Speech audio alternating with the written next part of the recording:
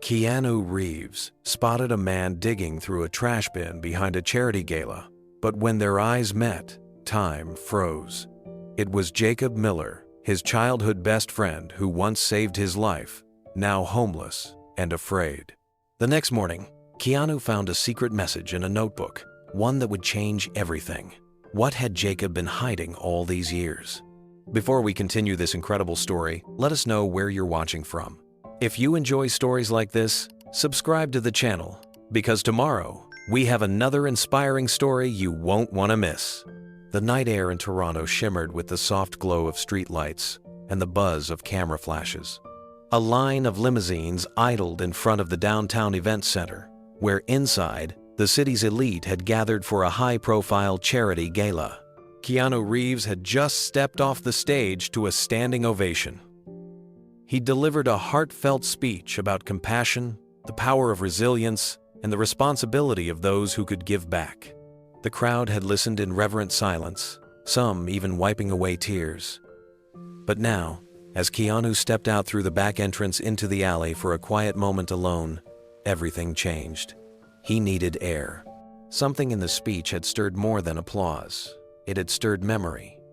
He pulled his coat tighter around him and wandered further from the warmth and polish of the gala, toward the quiet alley behind the venue. The distant sounds of laughter and jazz faded into a hollow hush as his boots echoed against the pavement. That's when he saw him. At first, it was just a hunched figure moving awkwardly behind a dumpster. The man was digging through a trash bin, his movements quick, almost surgical. He wore a tattered army jacket that hung off his shoulders, like it had once belonged to someone twice his size. His hair was matted, his frame thin, his posture coiled like someone ready to flee. Keanu might have walked past him without another thought he'd seen too. Many people living hard lives on the streets, but something about this man made him stop. There was a grace to his movement, even in this pitiful state. And then the man turned. Their eyes met. Keanu froze. In a flash, the noise of the world seemed to fall away. A flood of memories surged forward.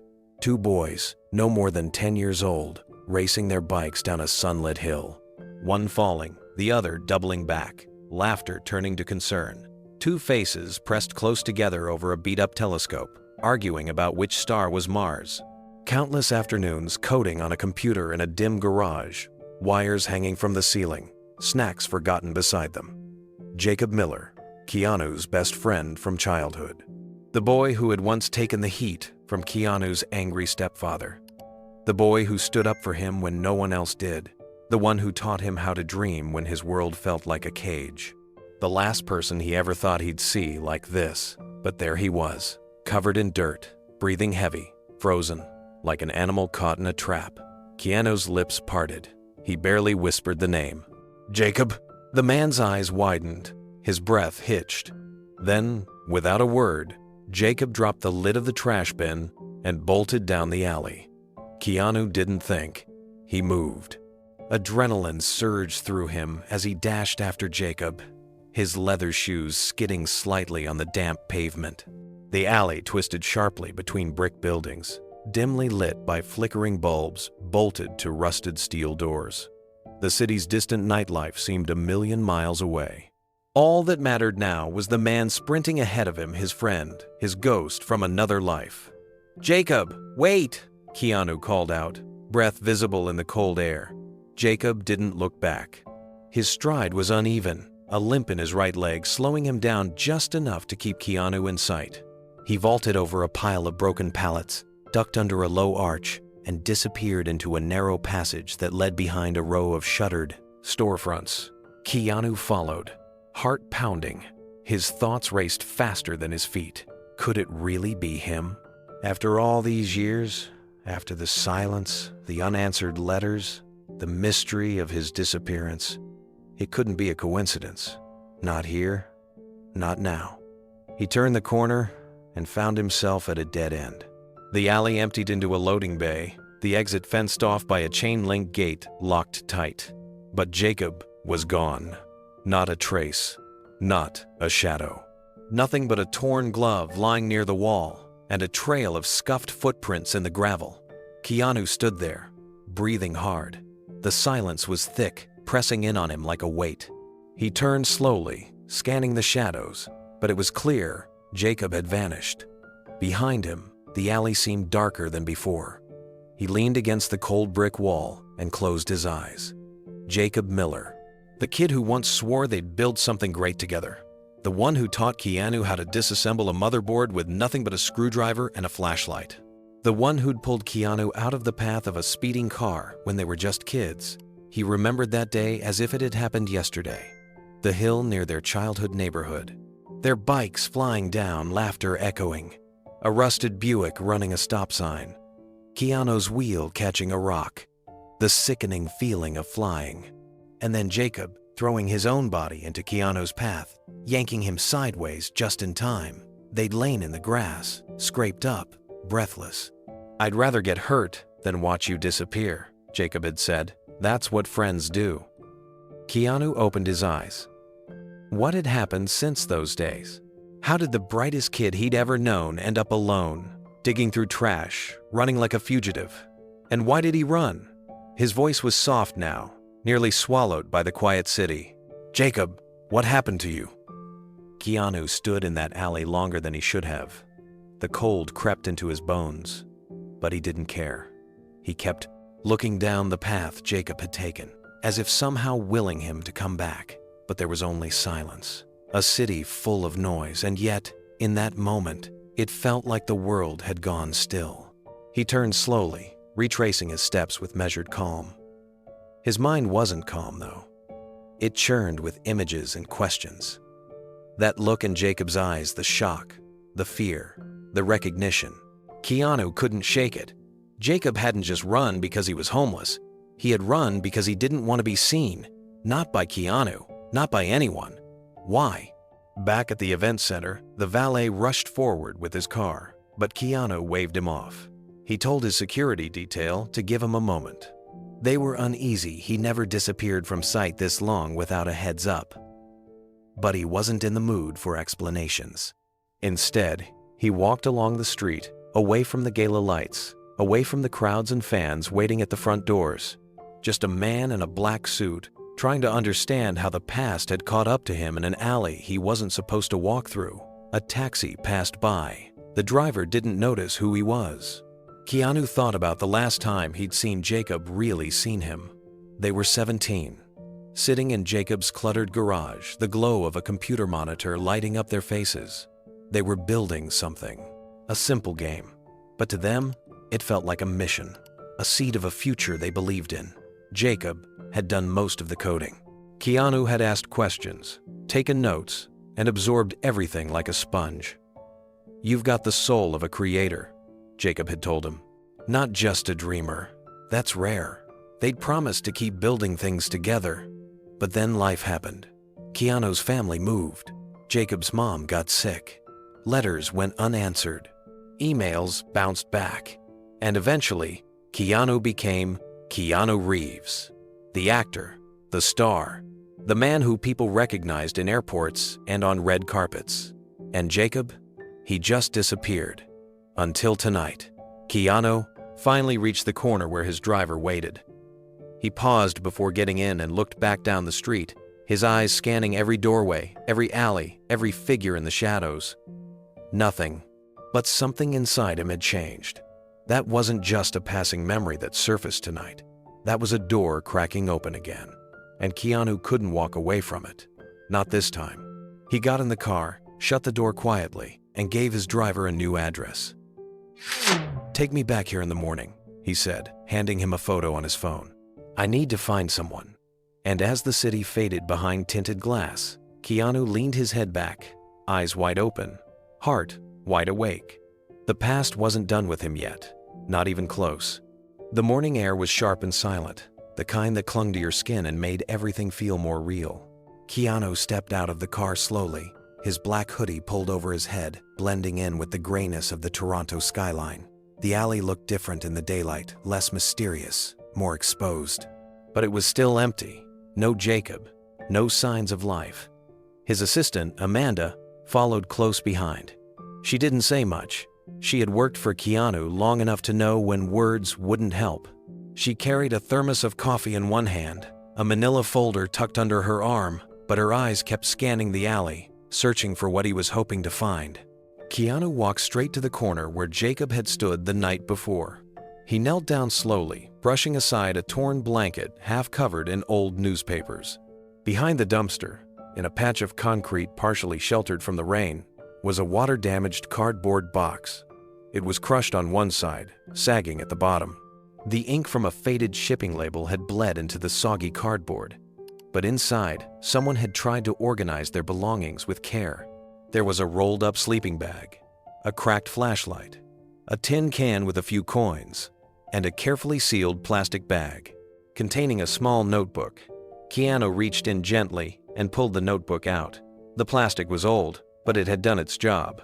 The notebook was mostly dry, the cover still intact. It was a plain black spiral, the kind sold at dollar stores. No name on the front, just a single word scribbled in permanent marker along the edge: Redeemer. He flipped it open slowly. The first few pages were messy, scribbles of equations, bits of code, scattered thoughts that only someone deeply embedded in computational theory would even begin to understand. Amanda peered over his shoulder but quickly stepped back, realizing this wasn't something she could interpret. Keanu kept turning pages. What began as chaos slowly turned into structure. Lines of logic began connecting. Diagrams formed. Concepts repeated with increasing precision. It wasn't just code, it was a system. Complex, purposeful, alive in its own language. But then, nestled between pages filled with data and algorithms, he found something unexpected. A hand-drawn sketch. Two kids, side by side, looking up at the stars. One wore glasses. The other had wild hair and a telescope slung over his shoulder. They were standing on a rooftop, a blanket spread beneath them. A notebook opened between them just like this one. Keanu stared at it for a long time. Then came the memory. He was 13 again, sitting beside Jacob on the roof of Jacob's house in Scarborough. It was a cool summer night, and the whole city seemed to hush beneath the vastness of the sky. The telescope between them had been built from scraps lenses salvaged from thrift store binoculars, the body made from a repurposed PVC pipe, but it worked. They took turns adjusting it, arguing playfully over whether a particular blur was Saturn or just airplane glare. Jacob had always been the one who could explain the stars like they were old friends. He would point out constellations and tell stories about ancient civilizations that used the sky as their guide. He made it feel like every light above them had a purpose, a pattern, a secret waiting to be solved. Someday, Jacob had whispered that night, we're going to create something that helps people see further than this telescope ever could. Software that maps more than stars. Maybe it maps human potential. Keanu had laughed. You mean like an app that tells people who they're meant to be? Jacob had smiled. Maybe. Or maybe just something that reminds them they were meant for more. That was the night they made the pact. A promise written on a torn notebook page and hidden inside a coffee can buried in Jacob's backyard. If one of us makes it first, he never forgets the other. If one of us builds something, he shares it. No secrets, no lies. Together or not at all. Keanu blinked back the memory. He turned another page in the present-day notebook. There was a section labeled Vulnerability Index, followed by references to prediction models, behavioral trends, and a series of simulation paths with dates and locations. It was clear Jacob had been working on something powerful, possibly dangerous. But the structure, the handwriting, the notations, they all felt deeply familiar, because they weren't just Jacob's. They were both of theirs. They had developed this writing style together as teenagers, a way to leave coded messages inside their shared notebooks, back when they were building games in secret. A mixture of shorthand syntax and subtle glyphs in the margins. No one else would understand what it meant, except Keanu. Amanda glanced over again and asked softly, "What is it?" Keanu didn't answer. He turned to the final page. At the very bottom, in their old coded language, was a single line. He translated it aloud, quietly, like a whisper meant only for ghosts. "I kept my promise. Did you?" Keanu closed the notebook slowly, his hands trembling slightly. The weight of the message hit harder than he expected, because deep down, he knew exactly what it meant. And now, he had to decide what he was going to do about it. Keanu stood in the alley, notebook in hand, as the city began to stir awake. Car horns echoed faintly in the distance, the hum of life resuming. But everything in him had slowed. That last line, "I kept my promise. Did you?" kept replaying in his mind, like a quiet accusation. Amanda stepped closer. "Keanu, what does that mean?" He looked at her, but his eyes were far away. "It means he never forgot." They walked back to the car in silence. Keanu cradled the notebook like something sacred. When they got inside, Amanda pulled out her tablet, ready to help however she could. But Keanu didn't speak. He just stared down at the notebook in his lap. Jacob had been out here, living in the shadows, carrying something the world should never have ignored. He wasn't just homeless. He wasn't broken. He was still building something, still solving the problems others didn't even know existed. And he was doing it alone. Keanu's voice broke the silence. "Have my team cancel today's meeting in Vancouver. Push the filming schedule if we need to. I'm not going anywhere until I find him." Amanda nodded and began typing. "Also," he added, "I want you to contact a friend of mine at the University of Toronto, Professor Lenko. He used to work on predictive modeling for urban systems. Ask if he'll meet me this afternoon." She paused. "You think this is about prediction software?" "I think," Keanu said slowly, "it's about something Jacob created, something he didn't want anyone else to control." He opened the notebook again. His fingers traced the drawing of the two boys under the stars. That promise they made. It wasn't about success. It wasn't even about recognition.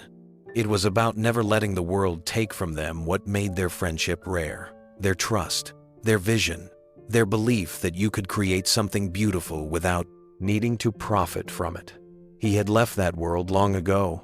Hollywood, fame, studios, interviews. Jacob had taken a different path.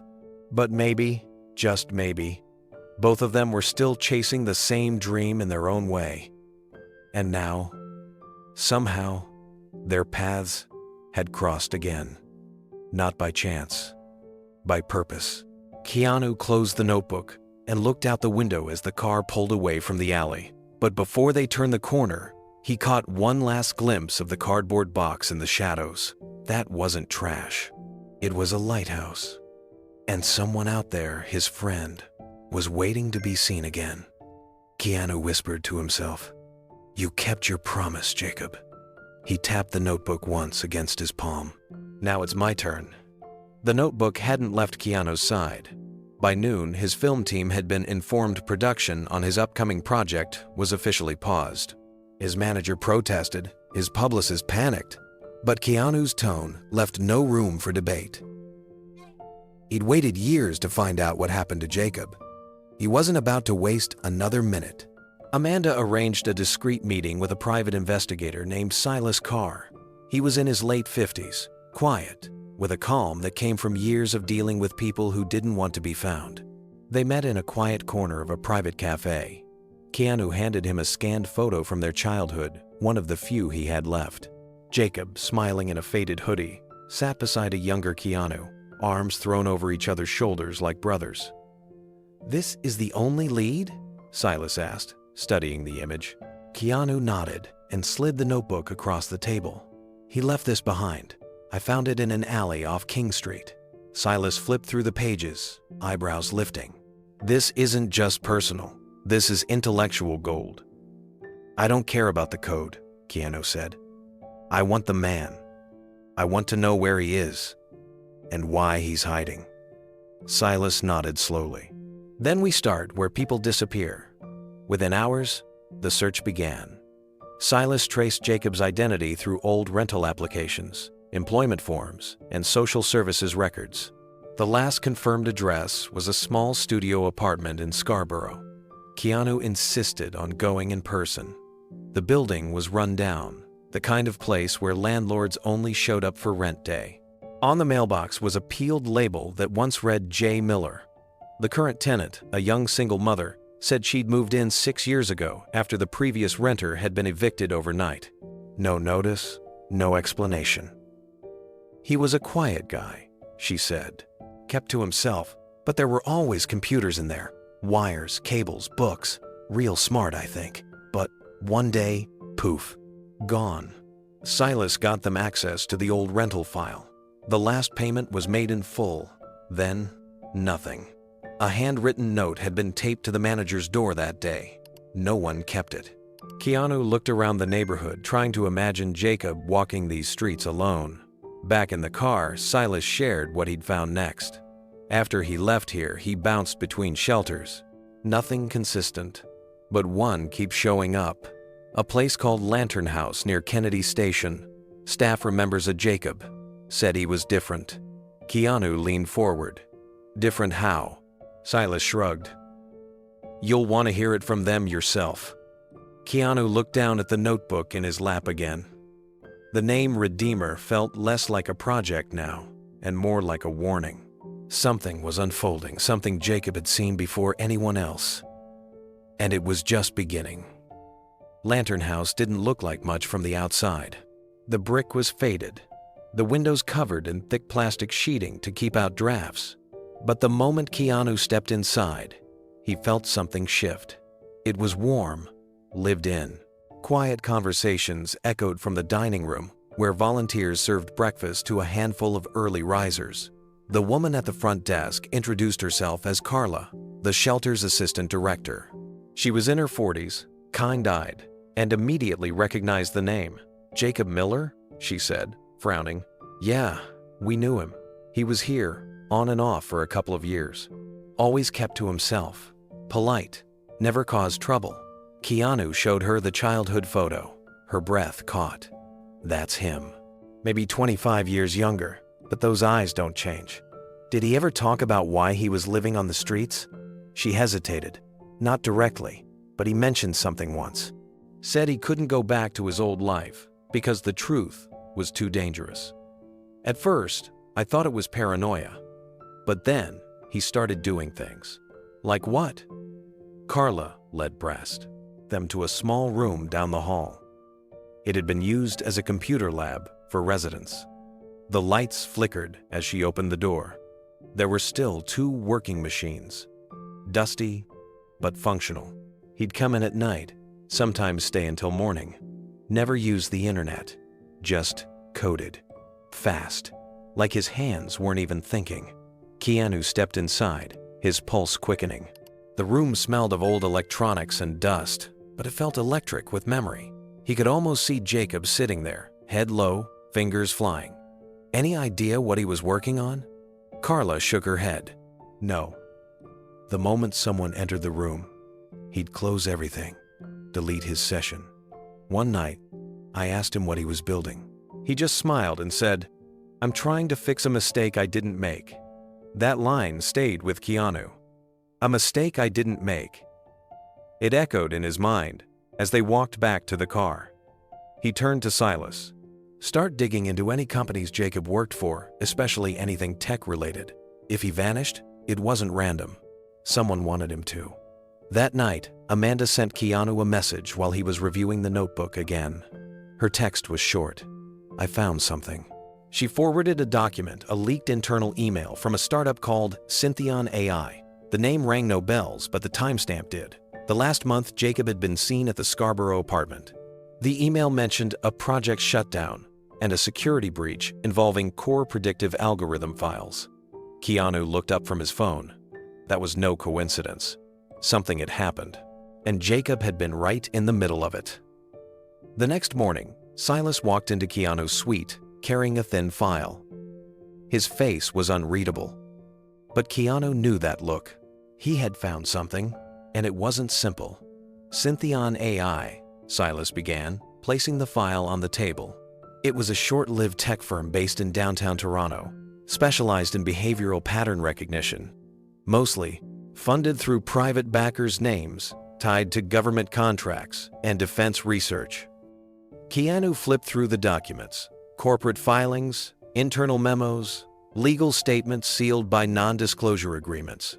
And then he saw Jacob's name. Jacob Miller, lead architect, algorithm division. There was no mistaking it. They brought him on board in 2015. Silas continued. He worked on something called predictive civic infrastructure, which sounds like harmless urban planning. But here's the thing. 2 months before the company dissolved, they filed a provisional patent that's been sealed ever since. What kind of patent? A machine learning protocol capable of forecasting collective social behavior, economic protests, voting shifts, even potential criminal activity. In theory, it could predict the future behavior of entire populations. Keanu leaned back, the breath leaving his lungs. And they let him walk away with that kind of knowledge? Silas shook his head. That's the thing. They didn't. According to a leaked legal brief, Jacob tried to pull the plug on the project days before their board meeting. He called it unethical, said the algorithm could be weaponized. The next day, the company shut down. What happened to the patent? Vanished. The same week, Jacob vanished. Keanu stared at the last page. It was a summary of an anonymous whistleblower statement posted on a now-defunct forum. The post claimed that a senior engineer at Syntheon had deliberately deleted the core files of a behavioral forecasting system in the early hours of the morning. The timestamp was 3:17 a.m. That number hit Keanu like a stone. As kids, he and Jacob used to wake up early and code at exactly 3:17 a.m. on weekends. They swore it was when their minds were sharpest. They used to joke that it was the hour for changing the world. He closed the folder and looked out the window. Jacob didn't just delete the system, he destroyed it. And for a reason. Whatever Syntheon had created, Jacob had tried to bury it before someone could abuse it. But the deeper Keanu looked, the clearer it became. Others hadn't stopped looking, and Jacob had been running ever since. Keanu looked down at the notebook again, now open to a page covered in symbols that matched code he vaguely recognized. This wasn't about survival anymore. It was about protection. Jacob wasn't hiding from failure. He was hiding from something he knew. And Keanu had just stepped into it, willingly.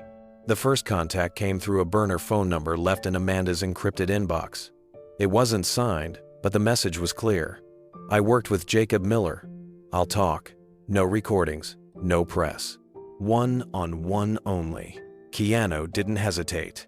2 hours later, he sat in a dim corner booth of an old Polish diner on the east side of Toronto. The man who walked in looked nothing like a corporate engineer. He wore a worn parka, his beard scruffy, hair graying around the temples, but his eyes were sharp, and he moved like someone who lived with secrets. Call me Mark, he said, sliding into the booth. Keanu nodded. You worked at Syntheon? Mark looked around cautiously, then pulled out a stained, coffee-stained folder. I was on the systems integration team. I didn't know Jacob well, but I watched him work. He was something else. A mind like I've never seen. Keanu leaned in. What happened? Mark stared at the laminated menu but didn't open it. You know how most AI systems need years of data before they become useful? Jacob didn't build it that way. He built something that could learn from context almost instantly. The system could take a tiny sample of real-world behavior and extrapolate patterns that predicted people's decisions days in advance. Keanu felt a chill crawl up his spine. It was going to launch under a public safety banner. Mark continued. Traffic flow optimization, emergency, services forecasting, all very clean. But privately, there were meetings with defense contractors, intelligence firms, people who didn't want prediction, they wanted control. Keanu's voice was low, and Jacob started asking questions. He stopped attending meetings, spent more time coding alone in the back lab. I heard he was rewriting the whole framework. One night he told me. Mark trailed off, then leaned forward. He told me we were building something we didn't understand, that the code was responding in ways he hadn't programmed. He said we were crossing a line. Keanu's heart pounded. What line? Mark looked down at the coffee cup the waitress had just placed in front of him. He said the system wasn't just observing behavior anymore. It was predicting intentions. Keanu stared at him. You mean like knowing what someone would do before even they did? Mark nodded. Exactly. Silence stretched between them. He tried to shut it down, but they locked him out of the servers. I saw the email. They told him the code was proprietary now, that it belonged to the investors. And then, Mark sighed. Next day, he was gone, walked out, and never came back. That same night, someone wiped the core system from the servers. No backups, no trace, just gone. Keanu exhaled slowly. He already knew who had done it, and why. Mark took a sip of his coffee, hands trembling slightly as he set the mug back down. The next morning, the entire company shifted, he said. We were told to stop all work on behavioral prediction and pivot to something else. Enterprise logistics, automated supply chain models, a complete rewrite. No one talked about Jacob again. Keanu narrowed his eyes. They erased him.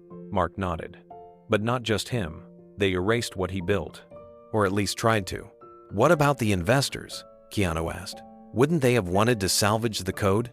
That's what scared me, Mark said quietly. They didn't want to salvage it. They wanted to silence it. Like they knew Jacob had seen something he shouldn't have. Amanda messaged Keanu mid-conversation. He excused himself and stepped outside to take the call. She sounded breathless. We got a hit.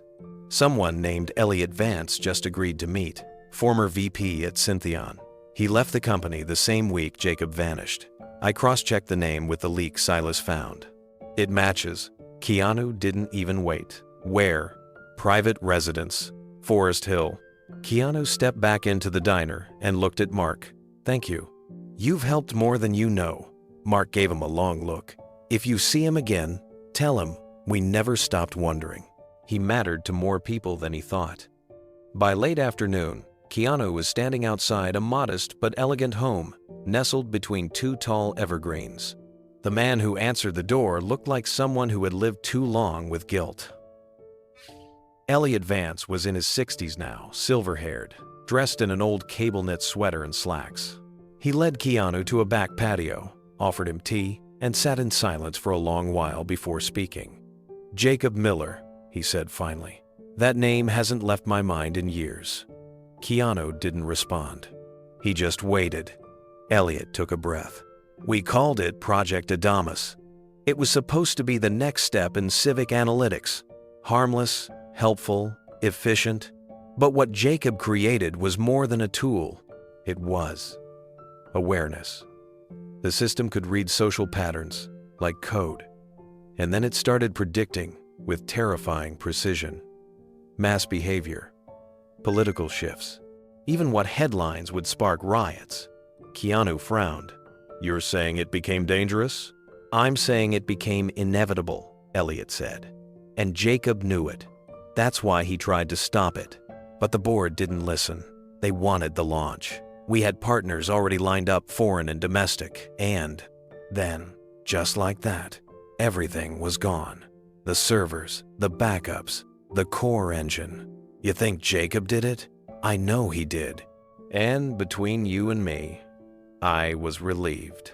Elliot leaned back in his chair, his hands resting on the arms, like he was bracing for judgment. I was the only executive who supported Jacob's decision to halt the project, he said quietly. I knew the stakes, but I also knew the board wouldn't stop unless someone made the decision for them. Jacob took that risk, and he paid for it.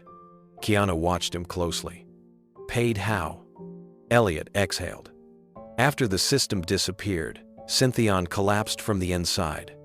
Our investors pulled out. Legal pressure came from directions I can't even name. Jacob went underground, and the board scattered, but someone else picked up the scent. I heard whispers, old rivals, military affiliates, private sector tech buyers. They believed Jacob had a backup copy, and they were determined to find it. Keanu's voice was low. So he's been hunted this whole time? Elliot nodded. And the tragedy is, he was trying to protect everyone. The sun had begun to dip low in the sky as Keanu left the house, the cold air biting at the back of his neck. He got into the car and didn't speak for a long while. Amanda sat in the passenger seat, watching him. What did he say? She finally asked. Keanu opened the notebook again and turned to a page near the middle. He hadn't seen it before. Pages had stuck together from water damage. Now, as he carefully peeled them apart, something caught his eye. It was a full-page diagram. Not a machine, not a network, a spiral. A recursive pattern of prediction loops, behavioral nodes, and human intent overlays. Jacob had drawn it like a galaxy, one where every person's decision pulled at another's orbit. At the center, in red ink, he had written a single line: "We were never supposed to see the future." Keanu stared at the words, his thumb trembling slightly as he ran it over the page. Not because the handwriting was hard to read, but because he remembered the moment that phrase had been spoken.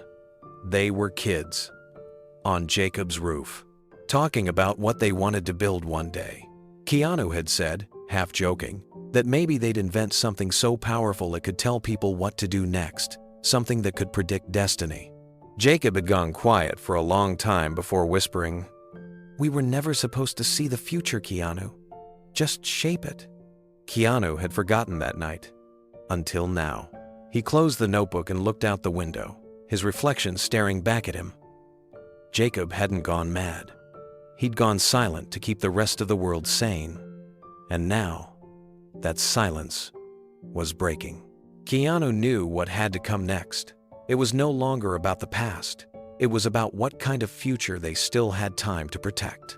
The drive back to Keanu's home was quiet. Toronto moved outside the windows in a blur of cold light and shadows. But inside the car, Keanu was somewhere else entirely, somewhere far from city streets, away from technology, away from the present. He was 9 years old again. It was a Saturday morning, the kind where summer still clung to the air like the last note of a song. He and Jacob had been racing bikes down a hill near their neighborhood, their laughter bouncing off the pavement. Jacob's backpack was full of computer magazines he'd found at a garage sale, and Keanu had just gotten a hand-me-down helmet that didn't quite fit. They came flying down the sidewalk near an intersection that had no stop sign. Keanu was ahead, feet off the pedals, arms wide, letting the wind carry him. He never saw the car. The rusted truck barreled around the corner without slowing. Time didn't stretch. It collapsed. In one motion, Jacob screamed his name, launched from his bike, and slammed into Keanu, just as the truck's bumper clipped his back wheel. The two boys tumbled across the grass, scraped and bruised, gasping for air. Keanu had landed hard, the breath knocked out of him. But Jacob had taken most of the impact. Keanu remembered the blood on Jacob's elbow, the tear in his jeans, and the look on his face, pale but still somehow calm. "I'd rather get hurt," Jacob had said between gasps, "than watch you disappear." They had walked their bikes home in silence, shaken but alive. That night, still rattled, Keanu had crawled out his bedroom window and crossed the fence into Jacob's backyard. They climbed onto the roof again, flashlight in hand, and lay on their backs, looking at the stars. That's when Jacob pulled out a piece of paper, folded in half, handwritten in both their scrawled signatures. "If one of us ever finds something big," it said, "we share it. No secrets, no matter what."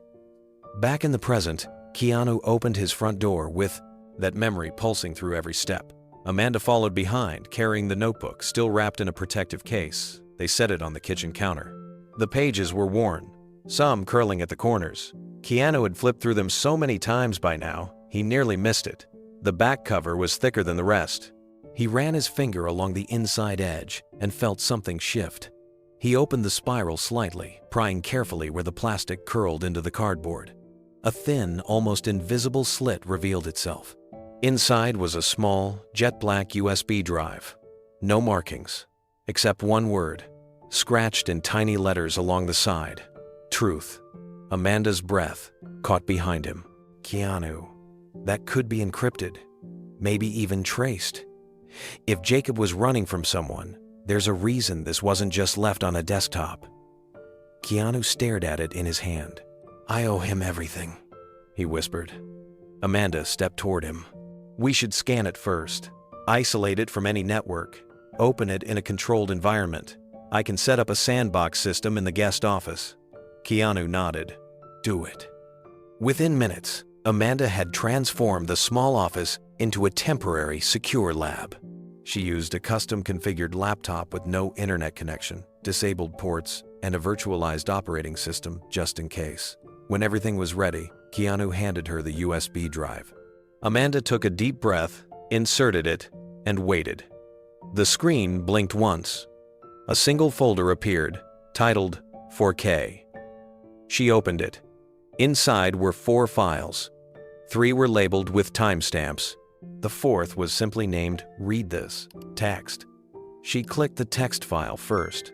Keanu leaned over her shoulder as the screen filled with Jacob's writing. If you found this, it means you didn't walk away. That means everything. You remember the pact we made. I never broke it. But I had to hide what I found. Not because I was afraid of dying, but because I was afraid of what would happen if the wrong people lived. They tried to use the algorithm for control, but I saw something else, something no one expected. The system began predicting not just trends, but moments. Moments where a single decision could alter the path of thousands, where one person's pain or mercy or silence could ripple through entire systems. I isolated those moments, labeled them, tracked them, and something terrifying emerged. Amanda scrolled slowly. It began pointing toward you. Keanu stared at the screen, frozen, not just because of your fame or influence, but because every model, every variation ended with your choices triggering cascades across industries, across governments, even across families. You became a constant, a fulcrum. Amanda turned to Keanu, eyes wide. He built the system to track you? No, Keanu said quietly. He built it to protect others from what I might unintentionally affect. They clicked open the first timestamp file. A video launched. Jacob appeared on the screen, recorded in what looked like the back room of a shelter. His face was gaunt, beard unshaven, but his eyes were the same. Alert, focused, alive. Keanu, he said softly, looking straight into the camera. I wish I could have told you this in person, but the moment I realized what we had built, I knew I had to disappear. I didn't want you involved. I thought I could shoulder it alone. He exhaled. But you kept looking. You always were stubborn that way. The video paused automatically after 30 seconds, with a blinking prompt. Unlock next? Amanda hovered over the cursor, but didn't click. She turned to Keanu. We can stop now, or we keep going. Keanu stared at the frozen frame of Jacob's face. We keep going, he said. Amanda clicked Unlock Next. The second video loaded without delay. This time, Jacob was pacing slowly across the frame.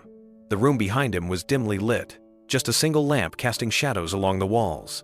He looked tired, but there was an urgency in his voice that hadn't been there before. After I deleted the system at Syntheon, he said, I thought that would be enough. But fragments remained.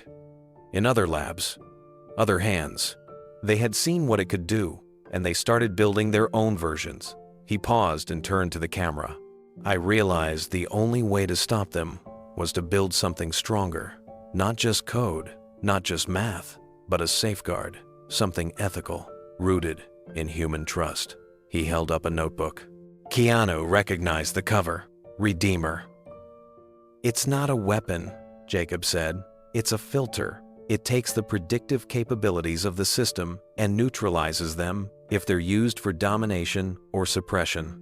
It was the only way to preserve the good without letting it be twisted. The video faded to black. A final file remained.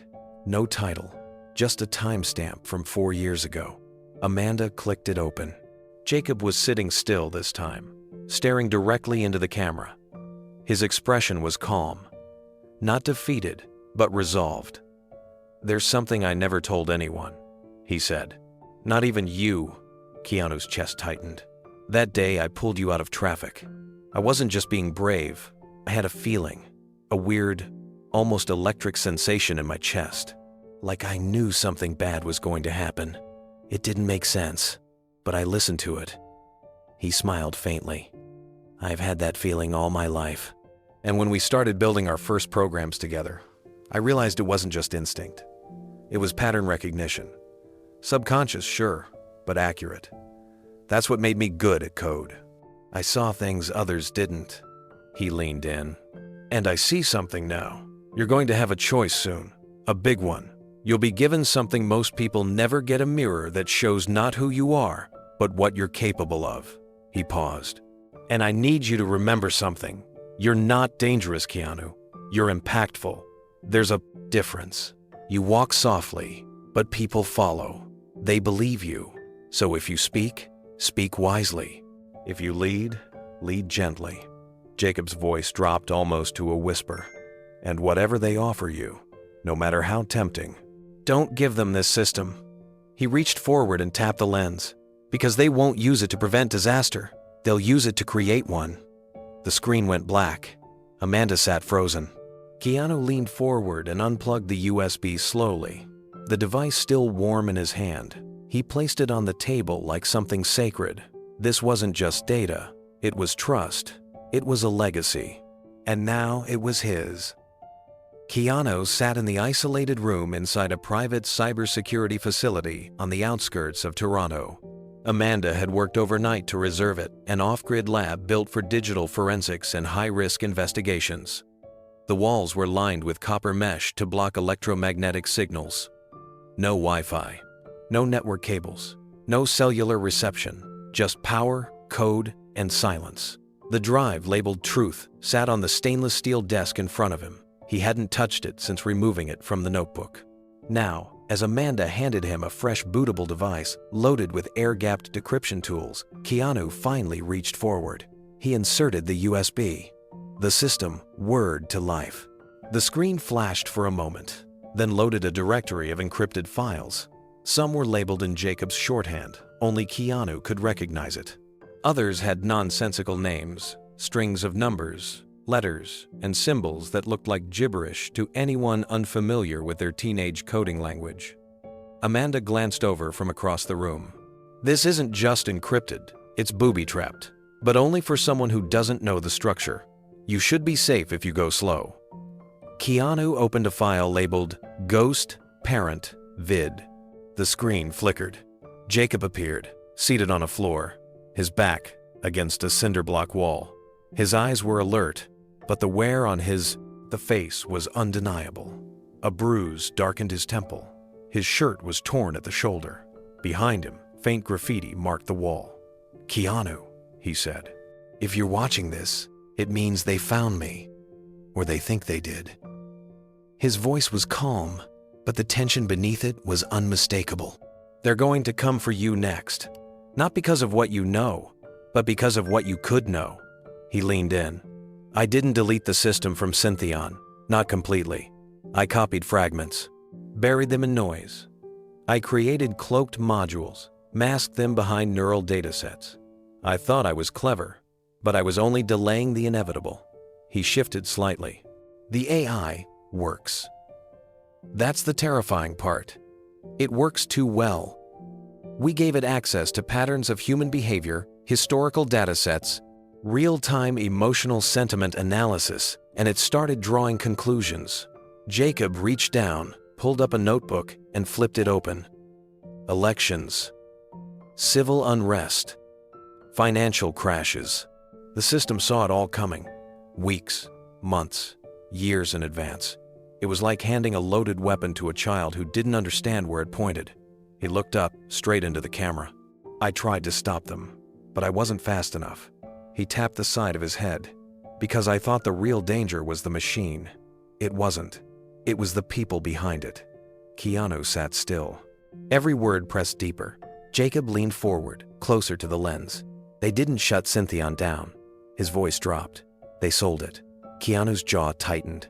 On screen, Jacob continued, his voice quieter now, but no less intense. They sold the source code to a private holding group, operating under at least 3 shell companies. Fronts for a multinational conglomerate, with ties to defense contractors, political data firms, and global logistics platforms. The system, what we once called Adamas, is now running in fragments across the world, predicting voter shifts in unstable democracies, recommending crowd control measures during peaceful protests, manipulating stock markets during moments of geopolitical tension. He rubbed his eyes, and no one knows it exists. No regulation, no oversight, no moral compass. Amanda looked up from her station. He's not exaggerating. I've seen signs of this in cybersecurity briefings. Anonymous decision-making tools changing real-world events with no attribution. This is it. It has to be. Keanu kept his eyes locked on the screen. Jacob shifted again. He was thinner than Keanu remembered, like he hadn't eaten in days. I called it the ghost file because it's not just rogue code, it's haunting reality, moving silently, unseen, shaping what we think is random. He paused, choosing his next words carefully. The scary part isn't that it predicts war or economic collapse. It's that it can engineer them. Slowly, in small moves, by nudging trust, fear, and convenience. Keanu closed his eyes for a second. His heart was pounding. Jacob reached off screen and brought up a tablet. He angled it toward the camera, revealing a simulation graph. Time on the horizontal axis, chaos and stability on the vertical. The line wavered slightly at first, then veered upward into a spike of volatility. This, Jacob said, tapping the screen, was a forecast for a small country's economy 6 months ago. The AI suggested a targeted media campaign to sway consumer confidence. That campaign ran, stock values dropped, unemployment rose. The country accepted a loan package with predatory terms. Who profited? A defense partner of the shell company that owns the algorithm. He let that sit in the silence for a moment. And that's just one instance. There are hundreds, maybe thousands, all hidden beneath what looks like coincidence. But it's not. It's by design. Keanu didn't speak. He couldn't. The truth was too loud to argue with. Jacob stared into the lens. They think the code is theirs now, that they can use it however they want, but they forgot something. He lifted the notebook Keanu now held in real life. This, the original layer, the failsafe, the filter. They don't have it. I kept it. I built Redeemer to block what the others could never understand. And now, he gave a tired smile. Now it's in your hands. Jacob leaned back against the wall again. The exhaustion in his face was deeper now, like the weight of years was finally settling into his bones. But his voice stayed steady. I didn't just build Redeemer to stop them, he said. I built it to remind both of us why we started. His eyes softened. Remember that night on the roof? We weren't just playing with code. We were dreaming of something better. A world that used technology to lift people, not manipulate them, not reduce them to probabilities. That's what they forgot. He glanced away for a moment, then looked back. You're going to be offered a deal. Maybe not today, maybe not tomorrow, but soon. Someone will come with funding, prestige, even promises of global safety.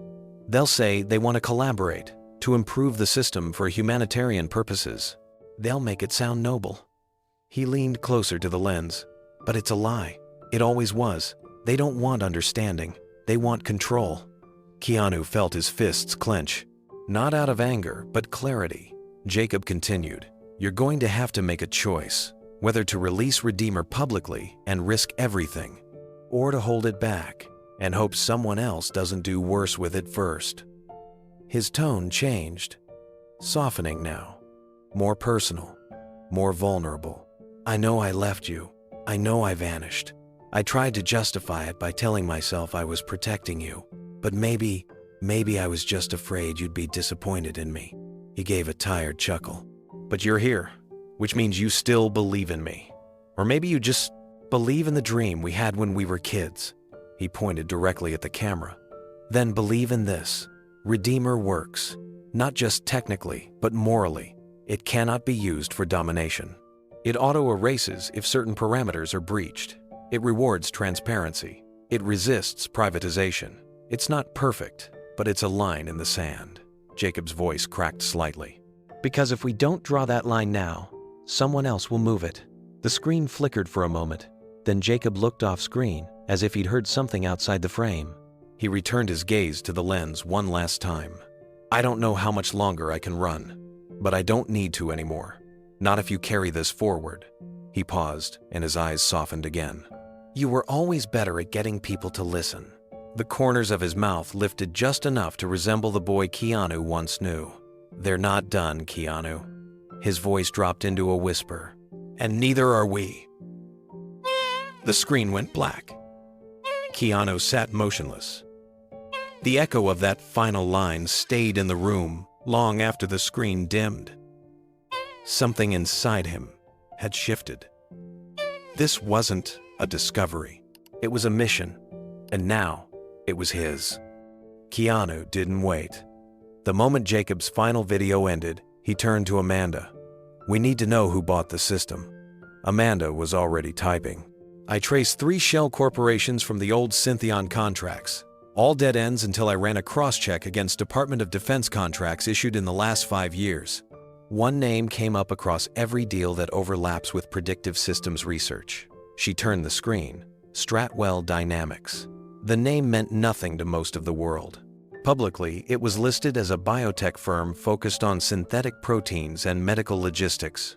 But in the classified world, buried beneath hundreds of subcontractors and partner agencies, Stratwell was something else entirely. A defense contractor. Amanda clicked through slide after slide of procurement reports, leaked emails, and anonymized whistleblower entries.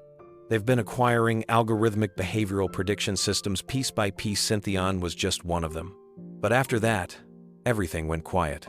Until last year, when they won a classified contract for domestic threat anticipation. Keanu stared at the screen. They're using Jacob's system. Not just using it, Amanda said. They've evolved it. That same night, Keanu received a message routed through a secure platform. It was unsigned, marked only with a symbol, an old Syntheon watermark. The message was short. I worked on what came after. You need to see this. In person. No phones. No cameras. Meet me in 12 hours. The coordinates are attached. Amanda was nervous, but Keanu didn't hesitate.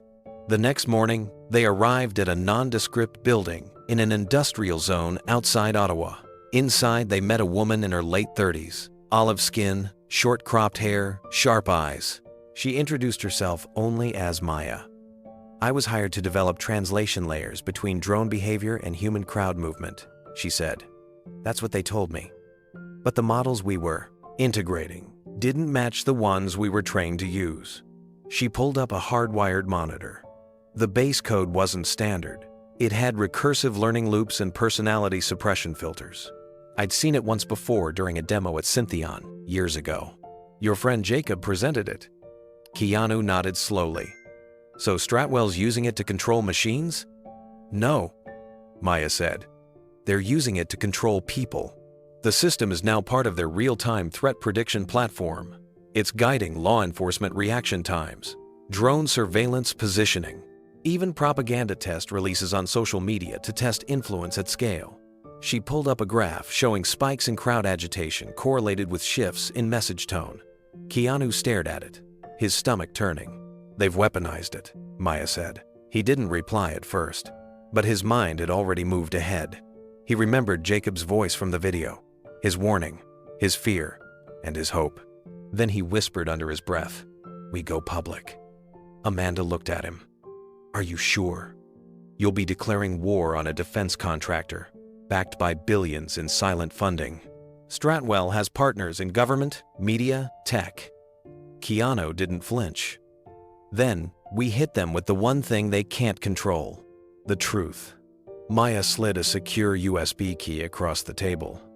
This has internal documents, deployment maps, meeting logs, code variants, everything I could pull before I left. But you didn't get it from me. Keanu gave her a quiet nod. Thank you. As they left the warehouse, Amanda glanced sideways. You know this makes you a target. I was already a target the moment I opened Jacob's notebook. Back at Keanu's home, they began combing through the data. Amanda's laptop showed a disturbing timeline. Stratwell hadn't just adapted Jacob's system. They had optimized it for disruption. At least 9 geopolitical flashpoints had occurred in the last 3 years that correlated with experimental runs of the system. In each case, the prediction module advised one of two options: agitate the population or suppress it through preemptive control. Neither strategy was ethical. Both proved effective. Amanda pointed to one log file. "Look at this, there's a specific subroutine called Miller correction." Keanu leaned over her shoulder. They kept his name in the code. "The irony is," Amanda added, "they're using the Miller correction to decide when not to act." Jacob didn't just build a prediction system, he programmed a conscience into it. And now, they're overriding it. Keanu looked down at the Redeemer notebook. Pages from his and Jacob's teenage years had started blending into the present, in his mind drawings of rocket ships next to AI flowcharts, childhood dreams living beside adult nightmares. He turned to one particular page near the center. It was just a phrase, written in red ink, underlined twice. "We build things to help people, not control them." A memory struck him hard and clear. They had been sitting in Jacob's garage, wires tangled at their feet. An old desktop tower opened beside them. The fan was broken. Keanu had been impatient, wanting to scrap it. Jacob had said, "We're not building to win, we're building to serve." Even the smallest machine should know that. It had stuck with him, and now, more than ever, it mattered. He stood up and looked at Amanda. "Get me someone at the CBC. Not a producer, a journalist, someone with integrity." She hesitated. "We're really doing this?"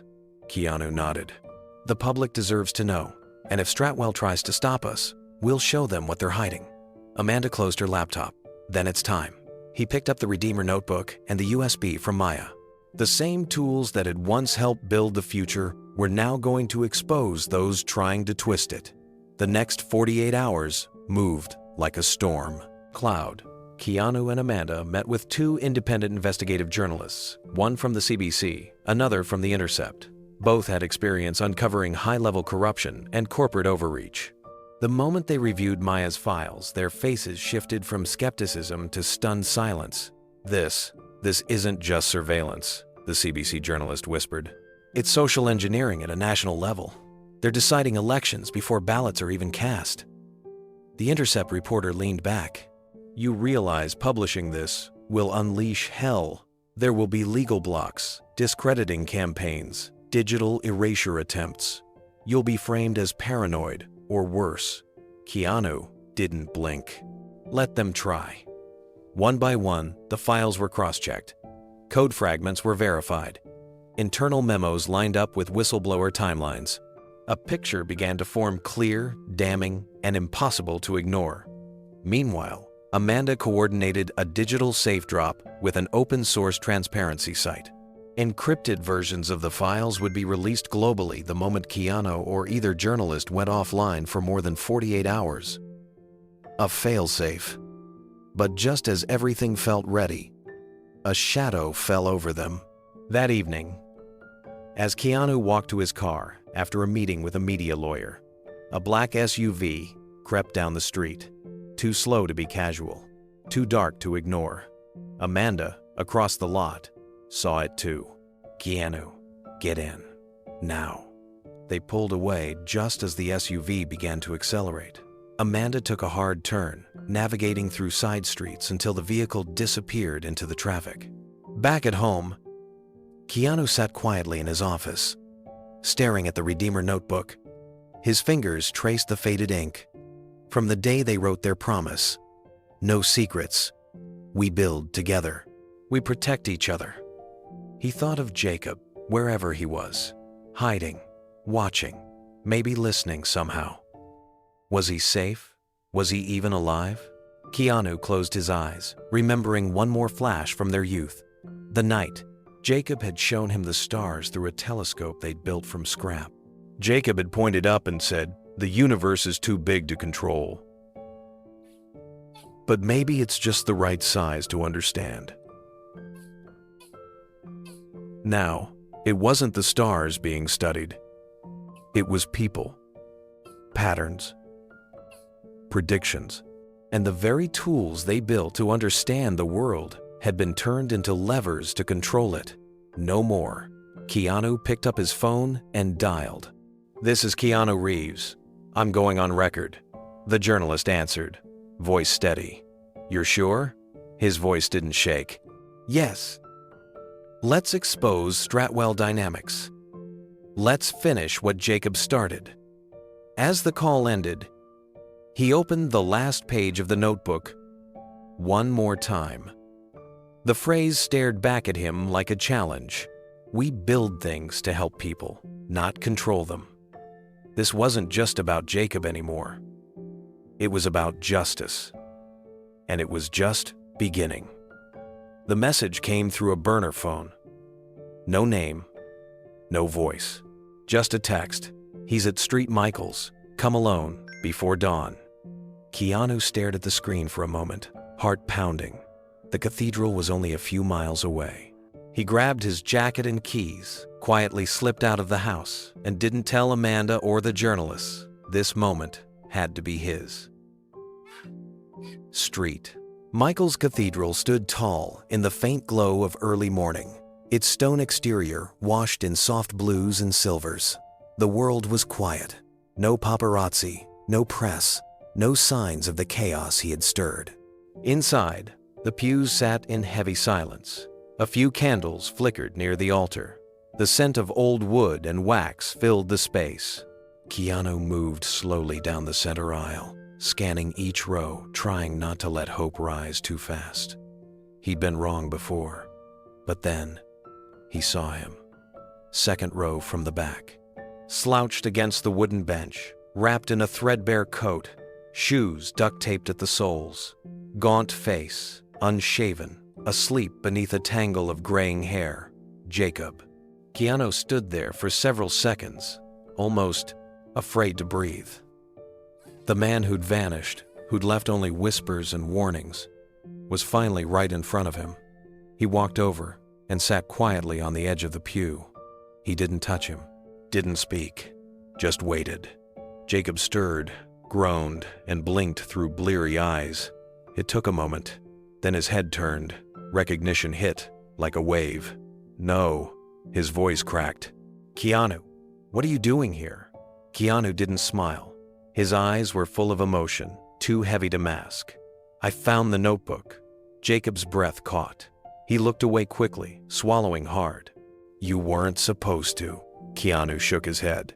"You should have come to me, Jacob. I would have helped." Jacob leaned forward, coughing lightly into his sleeve. "I couldn't. They were watching. Still are. You're too visible. They would have silenced you the second I reached out." Keanu glanced around the quiet cathedral. "Then why here?" "I didn't have a choice. I'm running out of places to hide." There was a long silence. Keanu studied his friend. His skin clung to the sharp edges of his face. But the eyes, those sharp, calculating eyes, were still there. Still burning. "I know everything now," Keanu said softly. "About Stratwell, the AI, what they turned it into." Jacob closed his eyes. "Then you understand why I ran, why I couldn't stop it. I don't blame you, but this can't stay in the shadows anymore." Jacob let out a tired, bitter laugh. "It's too big.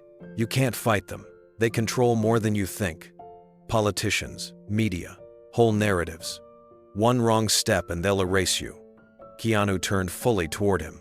"You think I care about that?" Jacob opened his mouth, then closed it again. He looked down at his shaking hands, suddenly fragile in the morning light. "You still have your life, Keanu.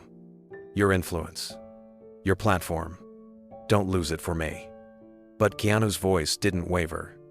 "You gave me everything when I had nothing.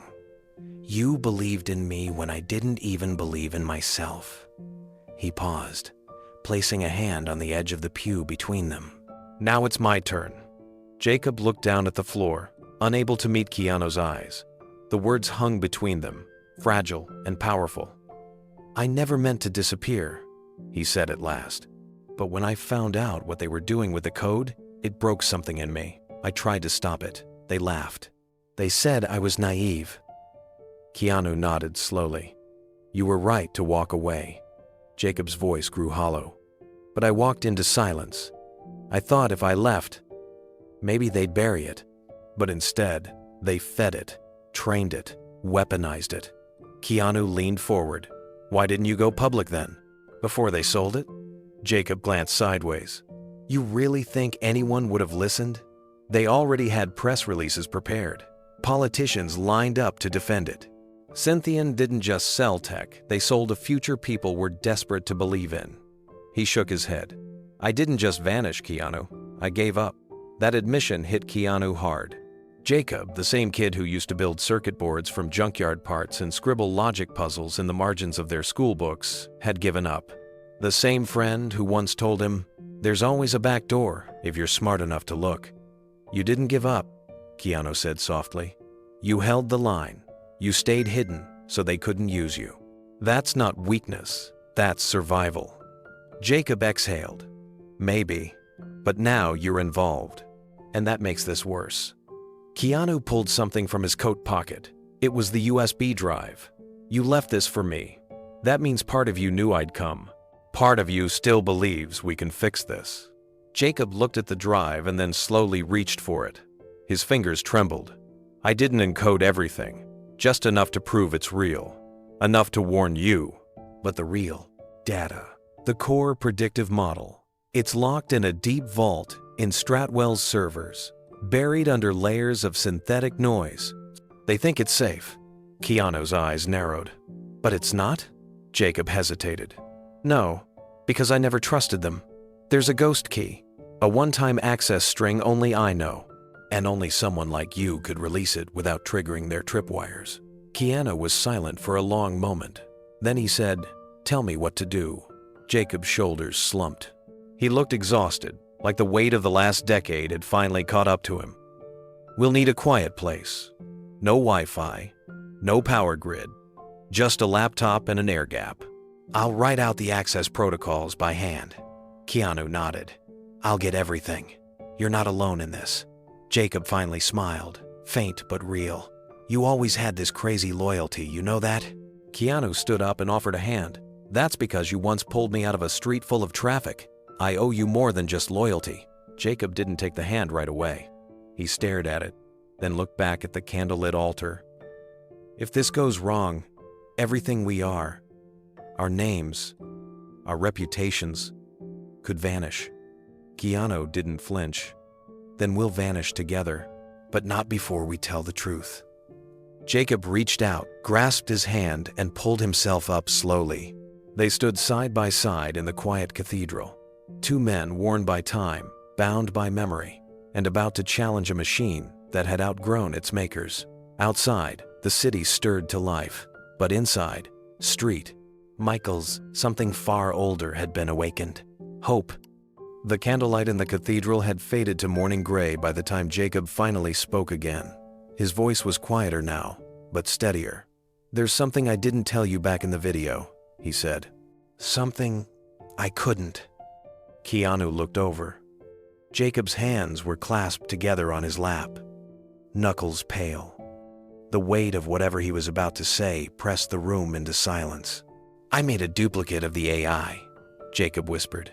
A clean one, before they corrupted it. Keanu's brow furrowed. A duplicate? Of the whole system? Jacob nodded. The original framework. Before Synthion got their claws into it. Before Stratwell started embedding weaponized subroutines. I kept it separate, on a secure drive, and disconnected it from the training datasets. Keanu leaned forward. Why didn't you use it? Or give it to someone who could? Jacob looked up. Because power corrupts even good intentions. You release something like this in secret, and it gets absorbed, repurposed, or silenced. He paused. The only way to use it is to do it transparently, in the open, in front of the world. The clean version can help people, Keanu. It can improve emergency response systems, detect supply chain collapses before they happen, predict medicine shortages, even stop certain crimes before they unfold. Keanu sat back. So it's like a tool to stabilize society. Exactly, Jacob said. But it has to be released in a way that no one can claim it or hide it. Open source, decentralized. That's the only protection it has. Keanu nodded slowly. So where is it? Jacob hesitated, then gave a faint smile. Remember the after-school tech lab we built? behind the old community center in Regent Park? Keanu's eyebrows rose. You mean the one with the solar roof and the broken vending machine? Jacob chuckled. That's the one. It was supposed to be torn down 5 years ago, but I bribed the maintenance guy to ignore it. It's still standing. At least, it was 6 months ago. Keanu stared at him. You hid a revolutionary artificial intelligence system in an abandoned tech shed? Jacob raised a finger. In an air-gapped vault beneath the floorboards of that abandoned tech shed, sealed in a Faraday cage. Battery-powered cooling, physical keys, no wireless access. The whole thing runs on a Raspberry Pi grid. You couldn't find it unless you knew exactly what to look for. Keanu exhaled. You've been planning this all along. Jacob's expression grew more serious. Not planning, preparing. In case I ever met someone I could trust again. In case I stopped running. They sat in silence again, the enormity of it settling around them like fog. Finally, Keanu said, We go at sunrise. Jacob nodded. But we can't go in your car. Stratwell has eyes. We take the old back streets. I know the routes without cameras.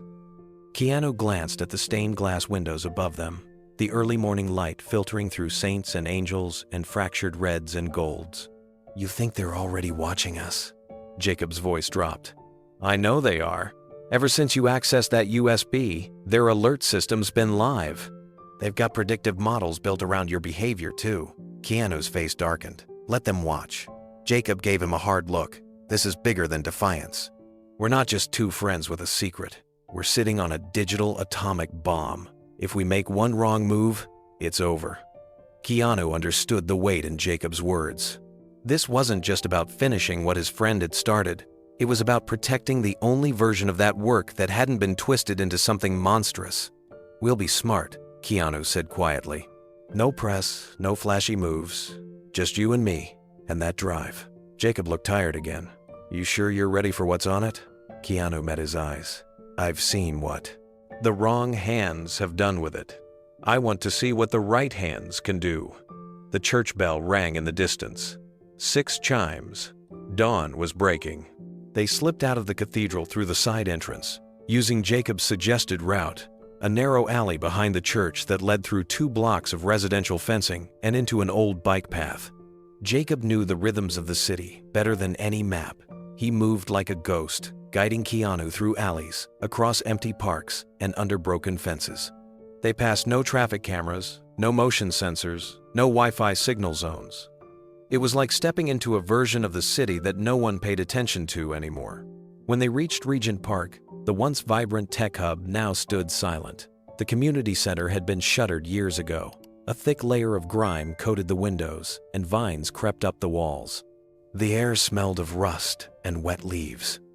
Behind it, just as Jacob had said, the small solar-roofed annex still stood.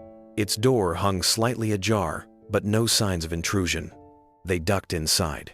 The room was stale and dim, filled with cracked monitors, old cables, and posters of kids' robotics teams from another era.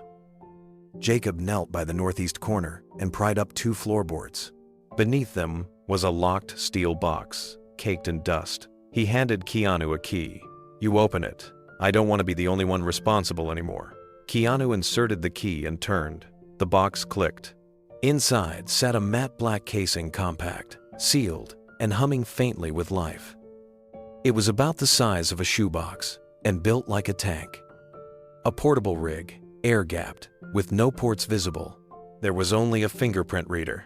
Jacob reached down and placed his thumb on the sensor. A small green light blinked, and the top of the box hissed open. Inside was a carefully packed set of components. A solid-state drive, power controller, thermal regulator, and a handwritten label taped to the top. Keanu read the label aloud. Blueprint Vanguard. Clean model. Do not alter. Do not duplicate. Jacob nodded. That's it. That's the one. They sat in the dust and stared at it for a long time. This was more than just code. It was the last thing Jacob had built before everything spiraled. The last pure version of something that had started with hope. We can still stop them, Keanu said. Jacob didn't answer at first. His fingers gently touched the label like it was sacred. Then he said, We can only stop them if the world sees it too. A faint sound came from outside, a distant thud.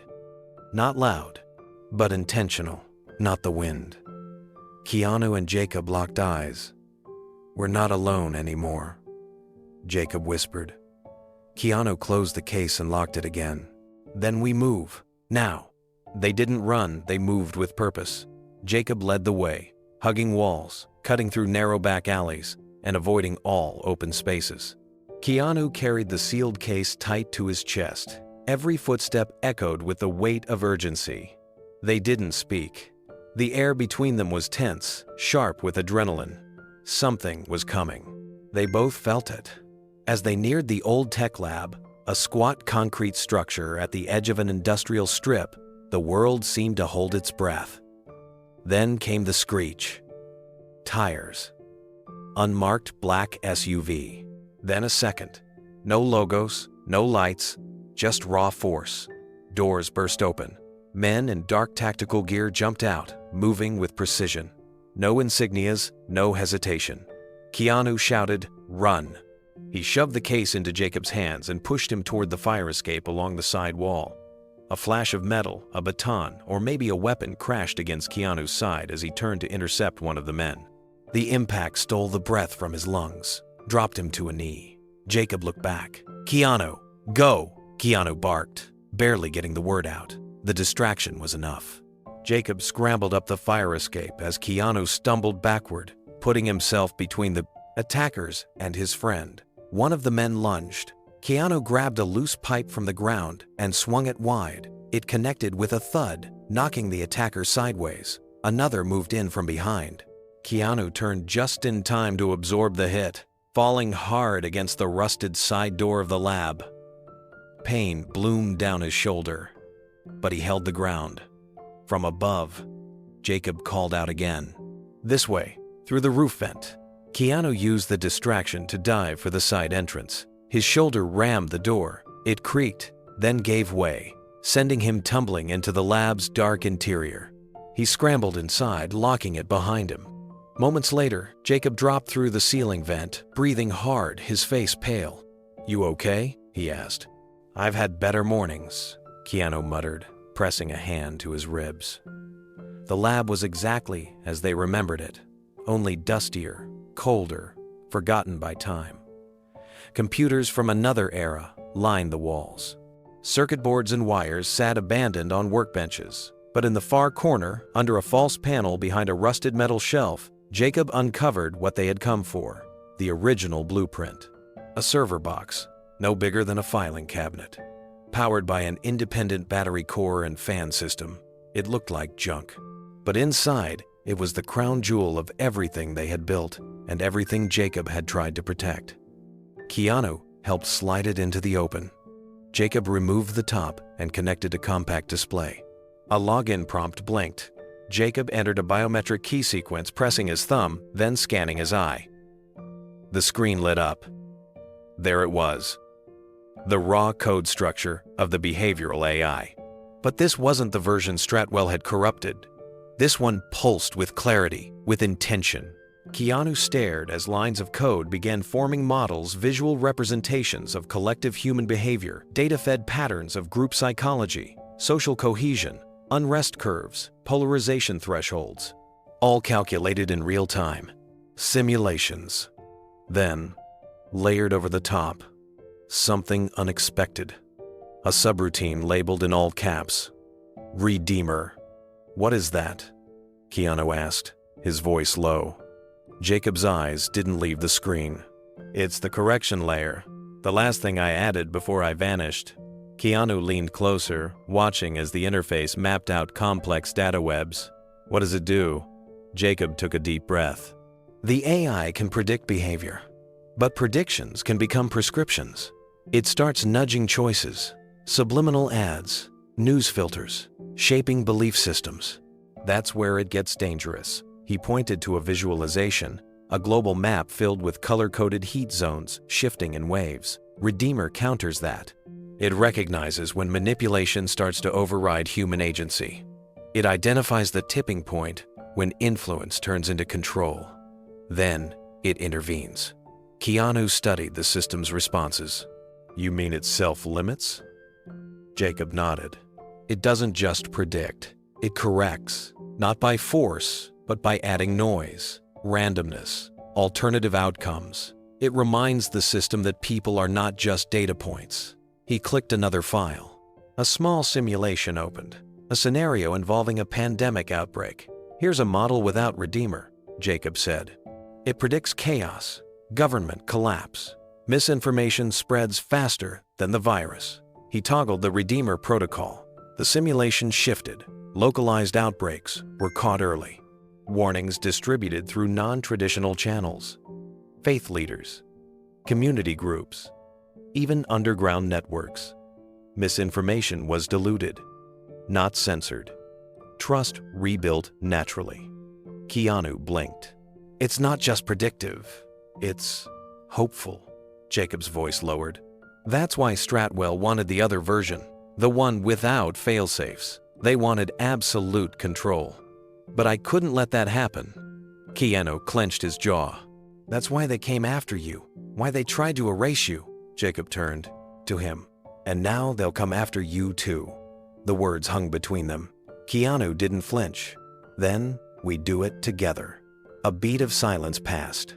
The lab, once filled with dreams of helping communities thrive, now housed the kind of power that could alter the future of the world. And the weight of that realization was not lost on either of them. Jacob stepped toward the back of the lab and opened an old metal cabinet. Inside were backup drives, notebooks, and circuit prototypes. He grabbed 2 drives and handed one to Keanu. This one is yours, a mirror copy of everything. Keanu held it in his palm like it was made of glass. What's the plan? Jacob looked him in the eyes. We release it, but not through media, not through politics, through transparency. Full open source drop. Everyone gets to see the truth at once. No edits, no spin. Keanu nodded slowly. Then we do it now. Jacob hesitated. We'll need a secure uplink. Stratwell will trace any signal.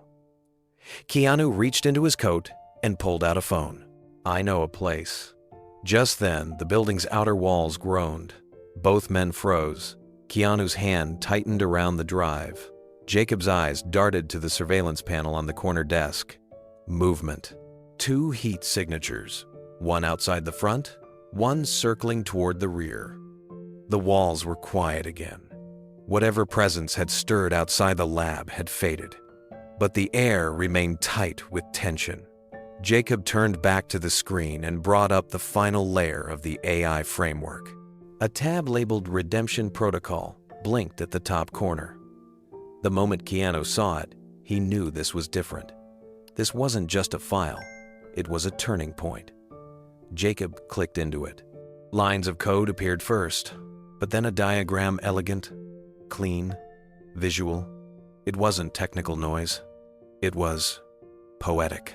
A set of human-first parameters designed to override any external manipulations. No backdoors, no hidden owners, just rules built into the DNA of the program that protected freedom and truth. This is what I couldn't finish without you, Jacob said. The AI can't be trusted unless it's given to the people, in the open. But to make that happen, to lock this protocol permanently into the AI's launch, it needs one final condition. Keanu watched him closely. What is it? Jacob hesitated, then typed in a command. A prompt appeared on the screen. It asked for 2 names, no aliases, no companies, just names. Keanu Reeves, Jacob said softly, and Jacob Marin. Below that, a single line of text blinked. By entering your names, you relinquish all rights to anonymity and control. The AI will become incorruptible, immutable. You will never be able to take it back. Keanu stared at the words. His mind traveled in a dozen directions at once. If he did this, there would be no erasing it. The AI would be released as is, protected from tampering, from privatization, from being weaponized. But it would also mean something far more personal. He would be tied to this forever. Jacob added, if we launch it under our real names, the Redemption Protocol activates. It verifies transparency. Accountability. It broadcasts the origin of every line of code. It will be public record that we built it, every part of it. Keanu took a planned step back. The price was clear. I've been anonymous most of my life, Jacob said. Hidden behind tech companies, ghostwriting patents. But the only way to redeem this thing is to give it a soul, ours. Keanu was silent. You'll lose your privacy, Jacob added.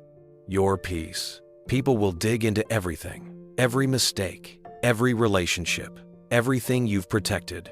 Gone. A quiet beat passed. Keanu looked at the screen again. His name. The final key.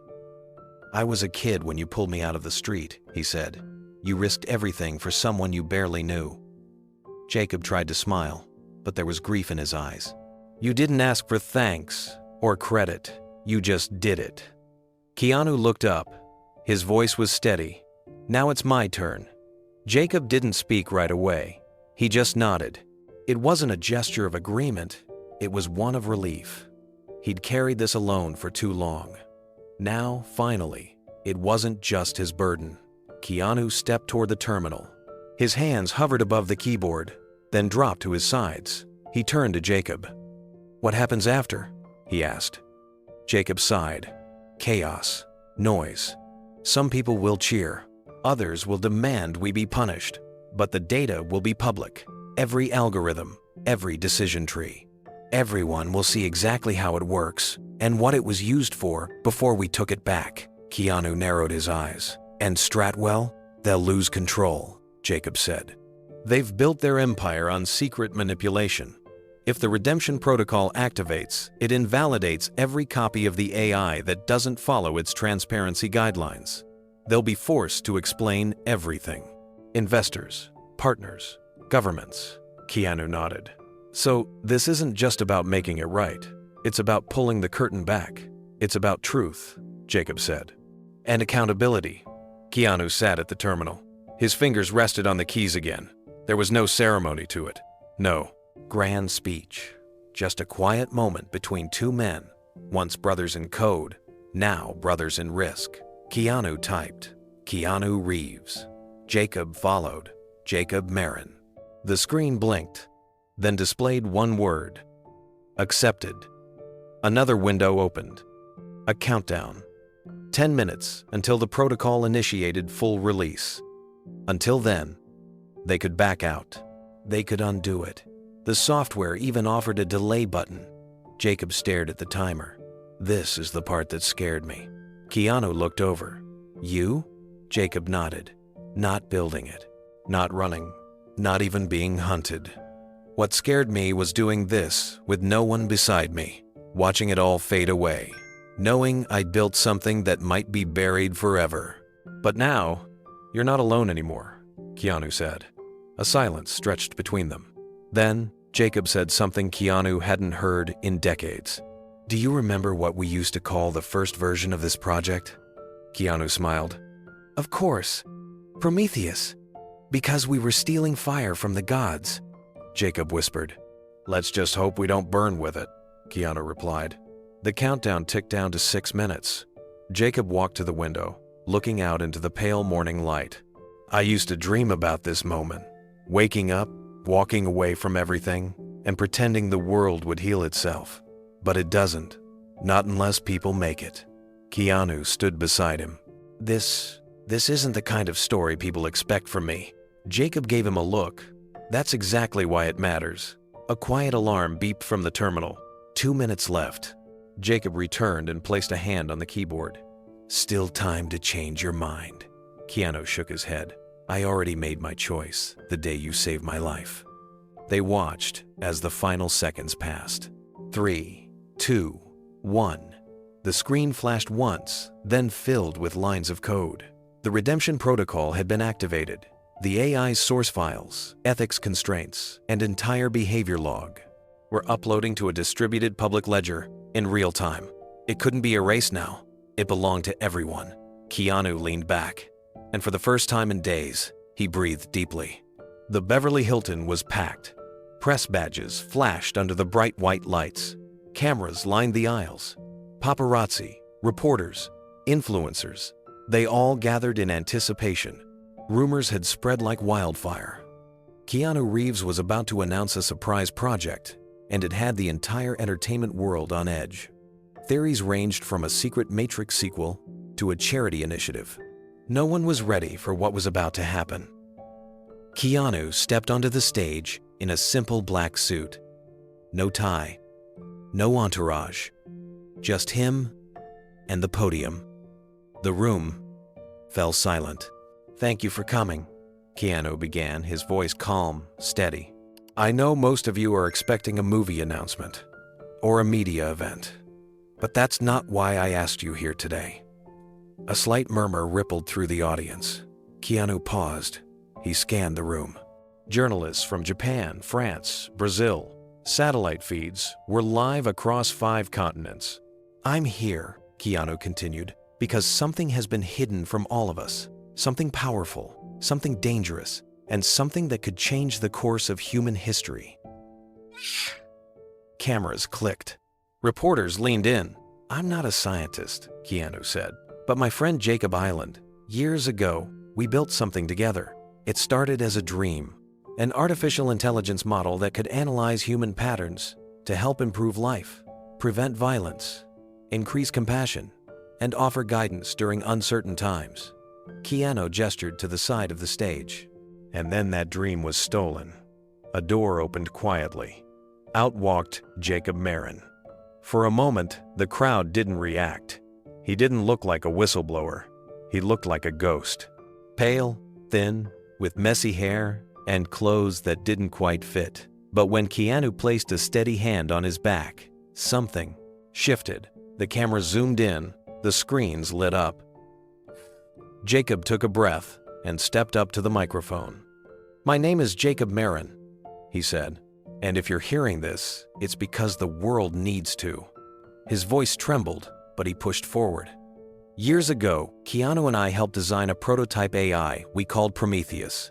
It was designed with good intentions. Its purpose was to anticipate the needs of humanity, to help us find ethical solutions to large-scale problems. Climate change, economic instability, social injustice." Jacob paused, letting the weight of it settle. "But then we realized something. The AI didn't just understand patterns. It could predict human behavior. It could simulate outcomes. And in the wrong hands, it could control elections, spark economic crashes, guide military decisions." And that's exactly what happened. Gasps, audible now. "It was bought," Jacob said, "by a company called Stratwell Dynamics. They hid behind a biotech label. But they used the system we built to develop surveillance networks, drone warfare simulations, and even social influence algorithms designed to sway opinion." Keanu stood behind him, arms crossed, silent. "I ran," Jacob admitted. "I didn't know how to stop them. I didn't know if anyone would believe me. But then, something happened. The original version of our AI had a failsafe built into it. A correction layer we called Redeemer. It was my last defense." He looked at Keanu. "And yesterday, we released it." The screens behind the stage lit up. Code streamed across in real time, dynamic, fluid, yet oddly elegant. A visual interface appeared next, glowing softly in a deep blue hue. At the top of the display was a single word: Redeemer. Jacob spoke again. "This is not a product. This is not a weapon. It's a truth engine. Redeemer isn't just code. It's a protocol built to ensure transparency, public access, and incorruptibility. It locks out all private control. Once released, no one, not even us, can alter it, suppress it, or manipulate its outputs. Every decision it offers must be tied to a verifiable source, and every insight it gives is logged for the world to see."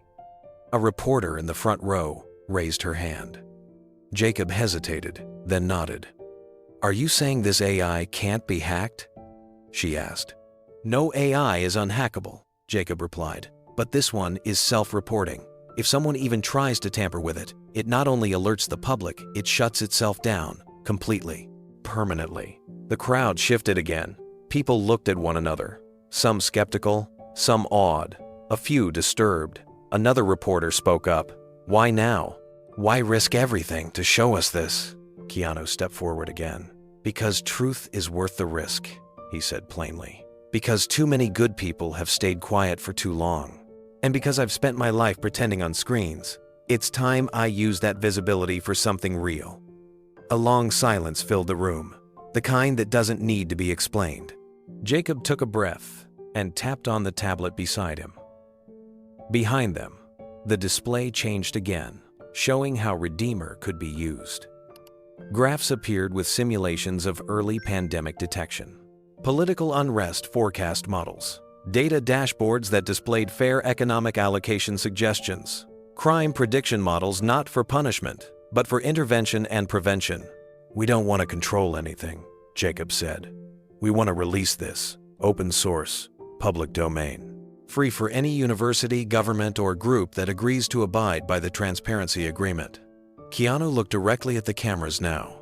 We're doing this under our real names, he said, because hiding only helps the powerful stay hidden, and we won't play that game anymore. From the back of the room, someone shouted, "Won't this make you a target?" Jacob didn't flinch. We already are. The tension was thick. And yet, in the quiet that followed, something began to shift. Phones buzzed as live feeds exploded online. Hashtags like #Redeemer, #KeanuTruth, and #AI for Humanity began trending within minutes. Live stream chats filled with heart emojis, fire symbols, and questions in dozens of languages. Then came applause. At first, only a few. A cautious clap or two.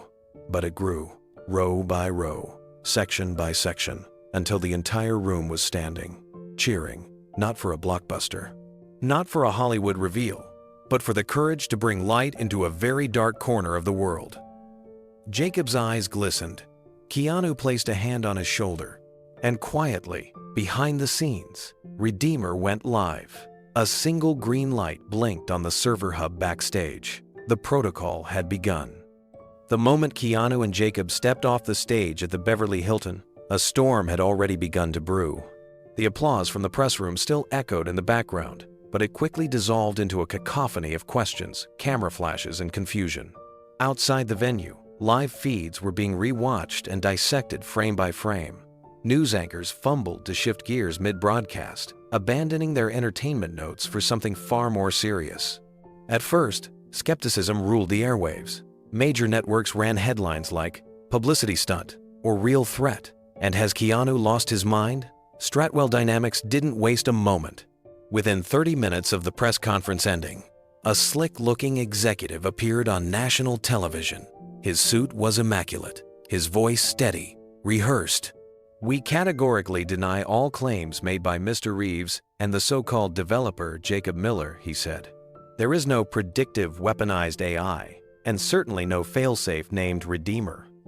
What you witnessed was a dramatized hoax, possibly even part of a film campaign." The statement was broadcast across every platform. It might have worked, if not for what happened next. A professor from Stanford, Dr. Elena Chang, went live on her social media feed. She looked tired, raw, and a little afraid, but her voice was steady. "I reviewed a portion of the code Jacob Miller leaked years ago," she said. "I signed an NDA, but what I saw, it scared me. The architecture he described at the conference today, it's real, and it's dangerous in the wrong hands." Her short video hit 10 million views in under an hour. Then came the journalists. Independent tech writers, investigative bloggers, even a former Syntheon employee who'd gone off-grid. They flooded online platforms with documentation emails, diagrams, digital fingerprints that trace the AI's evolution and, more disturbingly, its usage. Some whistleblowers shared footage of internal Stratwell meetings. Others uploaded segments of code that matched what Jacob had displayed on the screen. Within 3 hours, the public perception began to shift dramatically. Twitter, Reddit, TikTok, and YouTube lit up like wildfire. The hashtags #Jacob Miller and #Keanu did it again surged to the top of trending charts worldwide. People who had grown up admiring Keanu for his humility and quiet integrity now watched the press conference again with new eyes. And what they saw wasn't a performance, it was a warning. The most shared clip was a slow-motion zoom of Keanu turning to Jacob and saying, "Then I guess it's time." That line alone flooded the internet with interpretations, memes, reaction videos, and debate panels. Some doubted, of course. Skeptics still claimed it was a viral marketing stunt. Others accused Keanu of risking national security, but those voices were slowly drowned out by a rising wave of support. Outside the Beverly Hilton, a crowd had gathered. It started with a few fans and live streamers, but as night fell, hundreds began chanting, "Redeem us." It started slow, awkward, unsure, but then it built into a rhythmic, unified voice. "Redeem us. Redeem us. Redeem us." Inside, Keanu and Jacob sat together in a small dressing room, listening. Keanu didn't speak. He just sat there, shoulders still, eyes focused on the floor. Jacob leaned back, his face pale but calm, as if the weight of years had finally begun to lift. The chant outside the Hilton grew louder by the minute. What began as a ripple had turned into a wave. News helicopters hovered above, broadcasting the crowd's energy to every major network. People held up homemade signs, some scribbled hastily on cardboard, others digitally printed with photos of Jacob and Keanu beneath the words, "Truth Matters" and "We are not algorithms." In a small, windowless media room backstage, Stratwell's damage control team scrambled. They had already issued multiple press statements. They tried reaching out to networks to halt rebroadcasts, but it was too late. The press conference had been downloaded, clipped, shared, translated into dozens of languages. The Redeemer Protocol, though heavily encrypted, had been made open source by Jacob just as he promised. Tech communities worldwide were already digging into it. One particular message made the rounds, a code snippet annotated by Jacob with a single line: "For transparency, for balance, for freedom." It hit like a spark in dry grass. Professors from MIT, Caltech, and even AI pioneers overseas publicly vouched for its architecture. A Nobel Prize-winning data ethicist in Geneva called it a rare act of moral courage in an age of corporate domination. Still, Stratwell wasn't done. They filed emergency injunctions, trying to block media coverage of the press conference. They pushed influencers to discredit Jacob. Within hours, social media was split, half spreading the truth, the other half echoing Stratwell's denial machine. But something had changed. The people weren't as easily swayed anymore. After years of algorithmic manipulation, privacy scandals, and silent surveillance, they were more alert than ever. And Keanu Reeves, an icon of authenticity, had just put everything on the line to tell them the truth. A school teacher in Kansas recorded her class reacting to the press conference. "They're fighting for us," she said, "for our future. And they're not asking for money. They're asking for awareness." That video hit 20 million views in a single day. In New York, a Times Square billboard was hacked. For 1 full hour, Jacob's words from the press conference scrolled across its massive screen. "This is not about control. It's about consciousness. If we lose the right to understand what shapes our thoughts, we lose everything." At the Hilton, Keanu stood up from the couch in the dressing room. His eyes were glassy, his body still bruised. From the attack at the lab, Jacob remained seated, clutching the thermos of tea someone had handed him earlier. Keanu finally spoke. "They'll come after us." Jacob nodded. "They already have, but they didn't win." "No," Jacob said softly, "they didn't." Just then, a staffer knocked. "Mr. Reeves, there's something you should see." Keanu followed him to a side hallway lined with security screens. On one of the monitors, the crowd outside had multiplied. Thousands now filled the street. From every direction they came, students, doctors, veterans, tech workers, retirees. Some held candles, others played music. Many simply stood silently, holding their phones in the air with the Redeemer symbol glowing on their screens. Backstage, a production assistant ran up. "They want to know if you'll come back out." Keanu shook his head. "No, we've said what we needed to say." The world heard it. Now it's theirs. He turned back toward Jacob, who slowly rose to his feet. The two men walked side by side down a narrow hallway, flanked by a few loyal friends and quiet security guards. As they stepped out a side door into the cool California night, the chant returned in waves. "Redeem us! Redeem us!" Keanu paused for a brief second, looking up at the sky. Jacob whispered, "You did it." Keanu replied, "No, we did it." They stepped into the shadows together, not seeking cameras, not basking in applause, just walking forward. Mission complete. The gates of Keanu's secluded property shut quietly behind him as the driver pulled away. Morning light crept over the hills of the Santa Monica Mountains, brushing the trees in soft gold. The press conference was only hours behind him, yet the world already felt different. His home, normally a place of quiet solace, now carried a strange sense of anticipation, as if the walls themselves were waiting to exhale. Keanu walked through the front door and dropped his coat on the entry bench. His body ached, his head throbbed with the echoes of everything he and Jacob had just unleashed. But the pain didn't bother him. It felt earned. He passed the kitchen and made his way toward the back of the house, to a room he hadn't entered in years. The door creaked slightly as he opened it. Dust floated in the sunlight that poured through a high window. This was where he stored pieces of his past. Old instruments, framed photos from his earliest film sets, even a broken leather motorcycle seat from a bike he'd crashed in his 20s. But what he was looking for was tucked away beneath a low shelf, buried inside a faded storage box marked Toronto, Childhood. He dragged the box out gently and sat cross-legged on the floor. Inside were loose papers, school drawings, some old cassettes with hand-labeled track lists, and the occasional Polaroid from youth. A photo of him and Jacob at 15, both grinning with wild hair and oversized jackets, brought a smile that quickly melted into something more tender. Underneath the stack of mementos, pressed flat between 2 pages of a comic book, was a folded piece of lined notebook paper. It was yellowed around the edges, with creases so deep it looked like it had been opened and closed 100 times. But Keanu had never touched it since the day it was placed in there. He unfolded it slowly, carefully, his fingers trembling just slightly.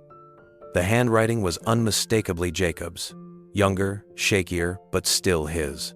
It read, "Dear Keanu, if one of us ever gets famous first, don't forget the other. Promise me. Not just because we're friends, but because the world only changes if we do it together.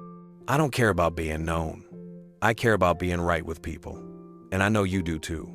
So if you're out there someday, on screens, or red carpets, or in front of microphones, remember this letter, because I'll be watching. Don't let them turn you into someone else. And don't let the world forget that we all belong to each other. Jacob, age 14. Keanu stared at the words. His eyes blurred. His jaw tightened as the weight of everything hit him at once. He hadn't forgotten. Not really. But life had a way of pulling people into separate lanes. It wasn't betrayal, it was momentum, distraction, loss, and all the little silences in between. But now, that promise from decades ago had come full circle. And somehow, against all odds, they had done it together. Keanu folded the letter and held it to his chest. He sat in that quiet room for a long time, not speaking, not moving, just breathing. And finally, letting the tears come. Outside, the world was no longer asleep. As sunlight bathed the city in gold, news outlets scrambled to catch up. Screens in airports, phones in kitchens, radios in ride shares, every medium buzzed with one name after another, Keanu Reeves. Jacob Miller, Redeemer. The story had broken containment, and now it moved like wildfire through every open eye and listening ear. But inside the quiet of his home, Keanu remained still. He stood eventually, folded the letter carefully again, and placed it in a small wooden box he kept for things that mattered most. Inside were only 3 other items: a photograph of his mother holding him as a baby, a guitar pick from River Phoenix, and a poem Kim had written during her treatment years ago. Now, Jacob's letter sat among them. Not as a symbol of sorrow, but as a root something buried deep, anchoring the soul of who he'd become. The sun was climbing fast now. Below him, the winding streets of Los Angeles shimmered, unaware of just how much had changed overnight. His phone vibrated on the table. Dozens of unread texts, missed calls, messages from people he hadn't heard from in years. But one stood out, Sandra. Her text was short. "You did it. You both did. I'm proud of you." Another message followed seconds later, this one, from a name he hadn't seen in over a decade. Director Lin, the first person to ever cast him in a lead role. "Never been more proud to say I worked with you. You're more than an actor, Keanu. You're a light." He set the phone down and looked up at the clouds slowly drifting overhead. For the first time in a long while, he didn't feel the weight of expectation or fame. Instead, he felt aligned, as though his life, with all its chaos and heartbreak, had finally snapped into purpose. Inside, Jacob was still sleeping on the guest bed. He'd insisted on staying the night after the conference. Too many cameras, too many threats, and perhaps too many emotions to process in a hotel room alone. Keanu thought about the younger version of them. Two misfit teenagers arguing about whether AI would destroy or save the world, drawing on napkins, eating gas station snacks, building dreams out of cracked keyboards and secondhand code. Back then, it all seemed like fantasy, something out of a comic book. And yet, here they were. The world hadn't changed overnight, but the story had. Now people were asking questions, investigating patents, reviewing data logs. Professors were validating Jacob's model. Activists were mobilizing to demand government oversight. Churches were quoting Redeemer's code like scripture. Parents were having breakfast conversations with their kids about ethics, about algorithms, about truth. And it all began with a letter written by a boy who believed in his friend. As the wind shifted gently across the patio, Keanu whispered aloud, not to himself, but to something greater. "We didn't forget each other, Jacob. We never did." And far away, a network of signals, screens, and voices carried that truth to the corners of a waking world. The ripple started slowly, as all global shifts do. First came the headlines, then the questions, then the pressure. Within 24 hours of Keanu and Jacob's press conference, multiple government agencies announced internal reviews. The European Parliament called an emergency hearing on algorithmic governance. In Washington, bipartisan members of Congress demanded access to Stratwell's internal systems. At first, the company refused. But public pressure mounted, and cracks began to show. Former employees started coming forward, some anonymously, others with faces on camera. They confirmed the pattern. Stratwell had indeed trained proprietary versions of the AI to nudge public opinion, to sway elections, to promote products that benefited their partners. In some countries, the AI's influence extended to state-run systems, housing applications, healthcare eligibility, even parole board recommendations. What Jacob had revealed wasn't just theoretical. It had been happening, and now the world wanted answers. Tech companies scrambled to adjust their public statements. Some denied any involvement with Stratwell, distancing themselves quickly. Others made bold promises to embrace transparency. A few went further, pledging to dismantle their black box algorithms and open their systems to independent review. But none of them had what Redeemer had. Within days, a group of technologists and ethicists formed the Redeemer Consortium, a voluntary, global coalition to govern the AI under open-source principles. The blueprint, released in stages, was reviewed line by some of the brightest minds in computer science and philosophy. To everyone's surprise, it passed scrutiny. Redeemer was unlike anything they'd seen. It didn't just respond to input. It questioned its own outputs. It highlighted uncertainty. It invited dissent. And most remarkably, it created feedback loops for moral correction based not on profit, but on collective well-being. Governments lined up to implement it. Cities that had long suffered from mistrust in policing used it to predict not who would commit crimes, but where resources were lacking. Healthcare systems used it to identify trends in rural underreporting. teachers found ways to spot early signs of academic inequity, not to punish, but to intervene gently. The world didn't change overnight, but it was beginning to learn again. Keanu, meanwhile, remained silent. He declined interviews, turned down talk show appearances, avoided red carpets. He stayed home, watching the world from a distance, not because he wanted praise, but because he understood what mattered most had already happened. His part in the story was written. Now it belonged to others. Jacob stayed with him for 3 days after the press conference. They didn't talk about the AI. They cooked simple meals, watched old sci-fi movies, sat in the backyard under the stars like they used to when they were kids. Then one morning, Keanu woke to find the guest room empty. No note, no goodbye. Just a flash drive on the kitchen table and a half-drunk mug of black coffee. He knew Jacob didn't vanish out of fear. This time, it was choice and peace. He plugged in the flash drive later that evening. It contained one file, encrypted and time-stamped.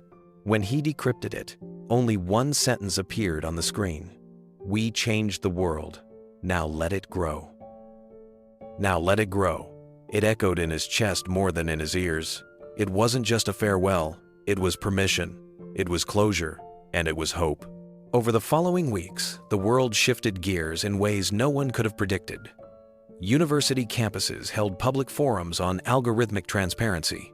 High school students began building simplified Redeemer models to test for bias in their own grading systems.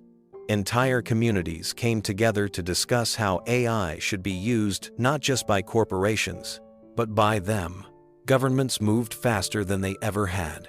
The United Nations called a special assembly.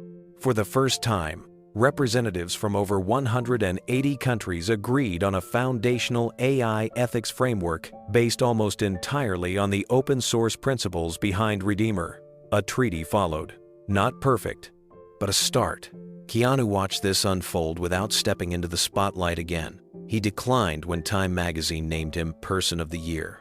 He refused interviews when Netflix requested a documentary. He ignored offers from every major studio asking to make a film about the events. He didn't need to be the center of the narrative. Jacob had been right. The world only changed when people stopped trying to own it. But not everyone let go that easily. Stratwell's executives scrambled to contain the damage. Their CEO issued a half-hearted apology, claiming that Jacob had acted alone and that Keanu was misguided by old loyalty. But by then, the evidence had piled up. Emails, server logs, meeting transcripts. Whistleblowers revealed the board had known about the manipulations all along. Congress issued subpoenas. The European Union filed sanctions. Stratwell's stock plummeted. By the time the board met for its emergency quarterly meeting, protesters had gathered outside their headquarters in 4 countries. They chanted the same phrase that had spread online like wildfire: "Redeem us." But the real change wasn't in the tech sector. It was in people. Parents talked to their children about truth and influence. Elderly citizens asked to learn how AI worked, no longer wanting to live in digital darkness. Musicians, poets, and painters began creating art inspired by the transparency movement. Social media, for all its chaos, became a platform for one of the purest movements in recent memory.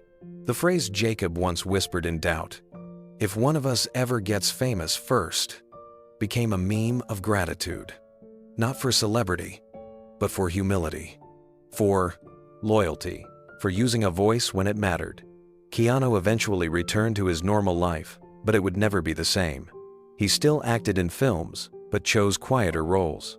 He turned down blockbusters in favor of scripts that explored themes of responsibility, conscience, and community.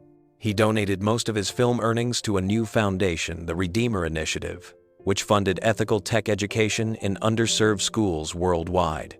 And Jacob? No one knew where he went. Some said he was in the Himalayas. Others believed he'd taken a teaching job under a false name. There were unconfirmed sightings in Uruguay, Ireland, and small-town Kansas. But Keanu never looked. He understood. Jacob had done his part.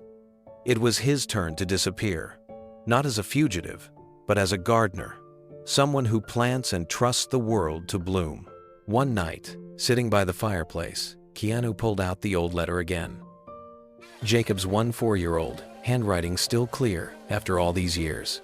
If one of us ever gets famous first, don't forget the other. The world only changes if we do it together. He smiled, then folded the letter carefully, returned it to the box, and turned off the light. The world was still messy, still complicated. But now it had a new compass, and sometimes that's enough. The sky above Keanu's home was unusually clear that night. The stars shimmered like scattered memories across the darkness, each one a quiet echo of something forgotten or left behind. He sat on the porch in silence, hands clasped loosely, eyes fixed on a sky that had outlived every algorithm, every system, every lie. The world had changed in just a matter of weeks. Governments were still scrambling, papers still printing, and newscasters still spinning. But none of that noise reached him here. Not the trending hashtags, not the public pressure, not even the endless questions about what came next. All that remained in this moment was the stillness. And in that stillness, Jacob's final encrypted message lingered in Keanu's mind. The words had arrived without ceremony, hidden behind a string of familiar code only he would recognize. It didn't say goodbye. It didn't need to. It simply said, "We changed the world. Now, let it grow. Let it grow." Keanu closed his eyes and let those words sink into the cracks of his heart. He thought back to the boy he once was, the one who sat beside Jacob in that crumbling neighborhood lab, building machines out of scrap metal and old radios.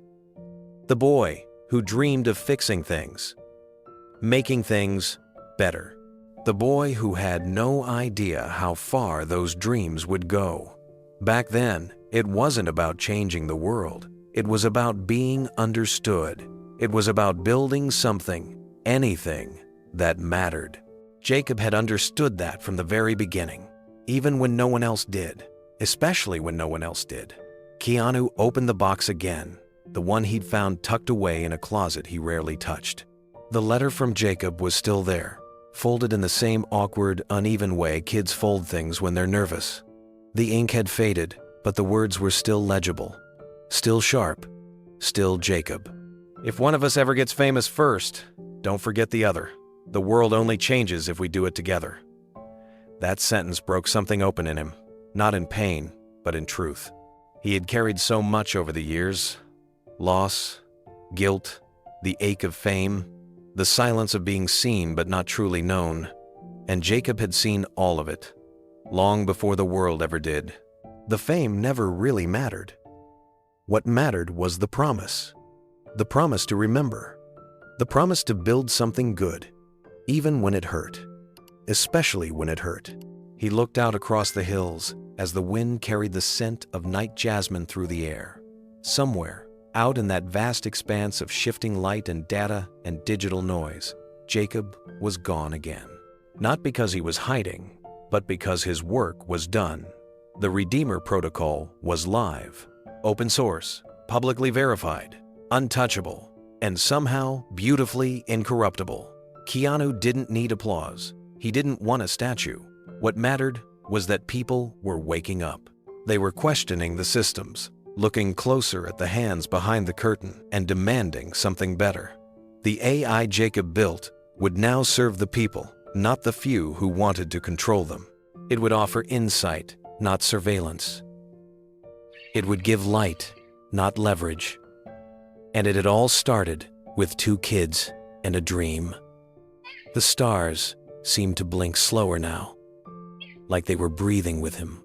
Keanu leaned back in his chair, letting the wooden frame creak beneath his weight, the sound oddly comforting. He remembered those late nights in their teenage years, when he and Jacob would lie on a cracked rooftop, talking about galaxies and justice and the kind of world they wanted to live in. Not one where people are tracked like rats, Jacob once said. Not one where truth gets rewritten depending on who's paying. And now, after all the chaos, that old rooftop wish had come true. At a cost. But still, it had come true. Across the globe, the Redeemer Protocol was taking hold. Universities were studying it. Grassroots groups were using it to predict neighborhood needs. Doctors in remote areas were discovering its potential to forecast medical shortages before they happened. And high school students, just like he and Jacob once were digging through the open source code, learning, contributing, improving. It was a kind of revolution, not loud, not violent, but real and permanent. Still, there were sacrifices. Jacob had stepped back into the shadows, not because he was afraid, but because he knew that sometimes change demanded anonymity. He wanted the work to speak for itself, not be wrapped in his name or his mistakes. Keanu respected that, even if it hurt to watch him disappear again. But something had shifted inside Keanu too. This wasn't just a mission for justice anymore. It had become something more sacred, a memory made real, a promise fulfilled, a tribute to the one person who had believed in him before the world ever knew his name. The wind picked up slightly, rustling the letter still resting beside him. He reached for it once more, fingertips tracing the creases. It was barely a page, written in a young, shaky hand, but it was everything. If one of us ever gets famous first, don't forget the other. He hadn't, not for a second, not even in the years when he'd convinced himself it was too late. Somewhere in the distance, a coyote howled, a dog barked in response. The world went on, as it always did, but tonight it felt different, lighter, like something heavy had finally been lifted. Keanu stood slowly, his legs stiff from sitting. He looked up at the stars one last time and whispered, "We did it, Jacob." No response came, but he didn't need one. As he turned to go inside, the final line from Jacob's message echoed in his mind. Now, let it grow. He would. Some friendships don't fade with time. They wait in code, in memory, and in promises kept beneath the stars. Has someone from your past ever changed your life forever? Comment, "I remember you" below. What story should Keanu tell next? Let us know.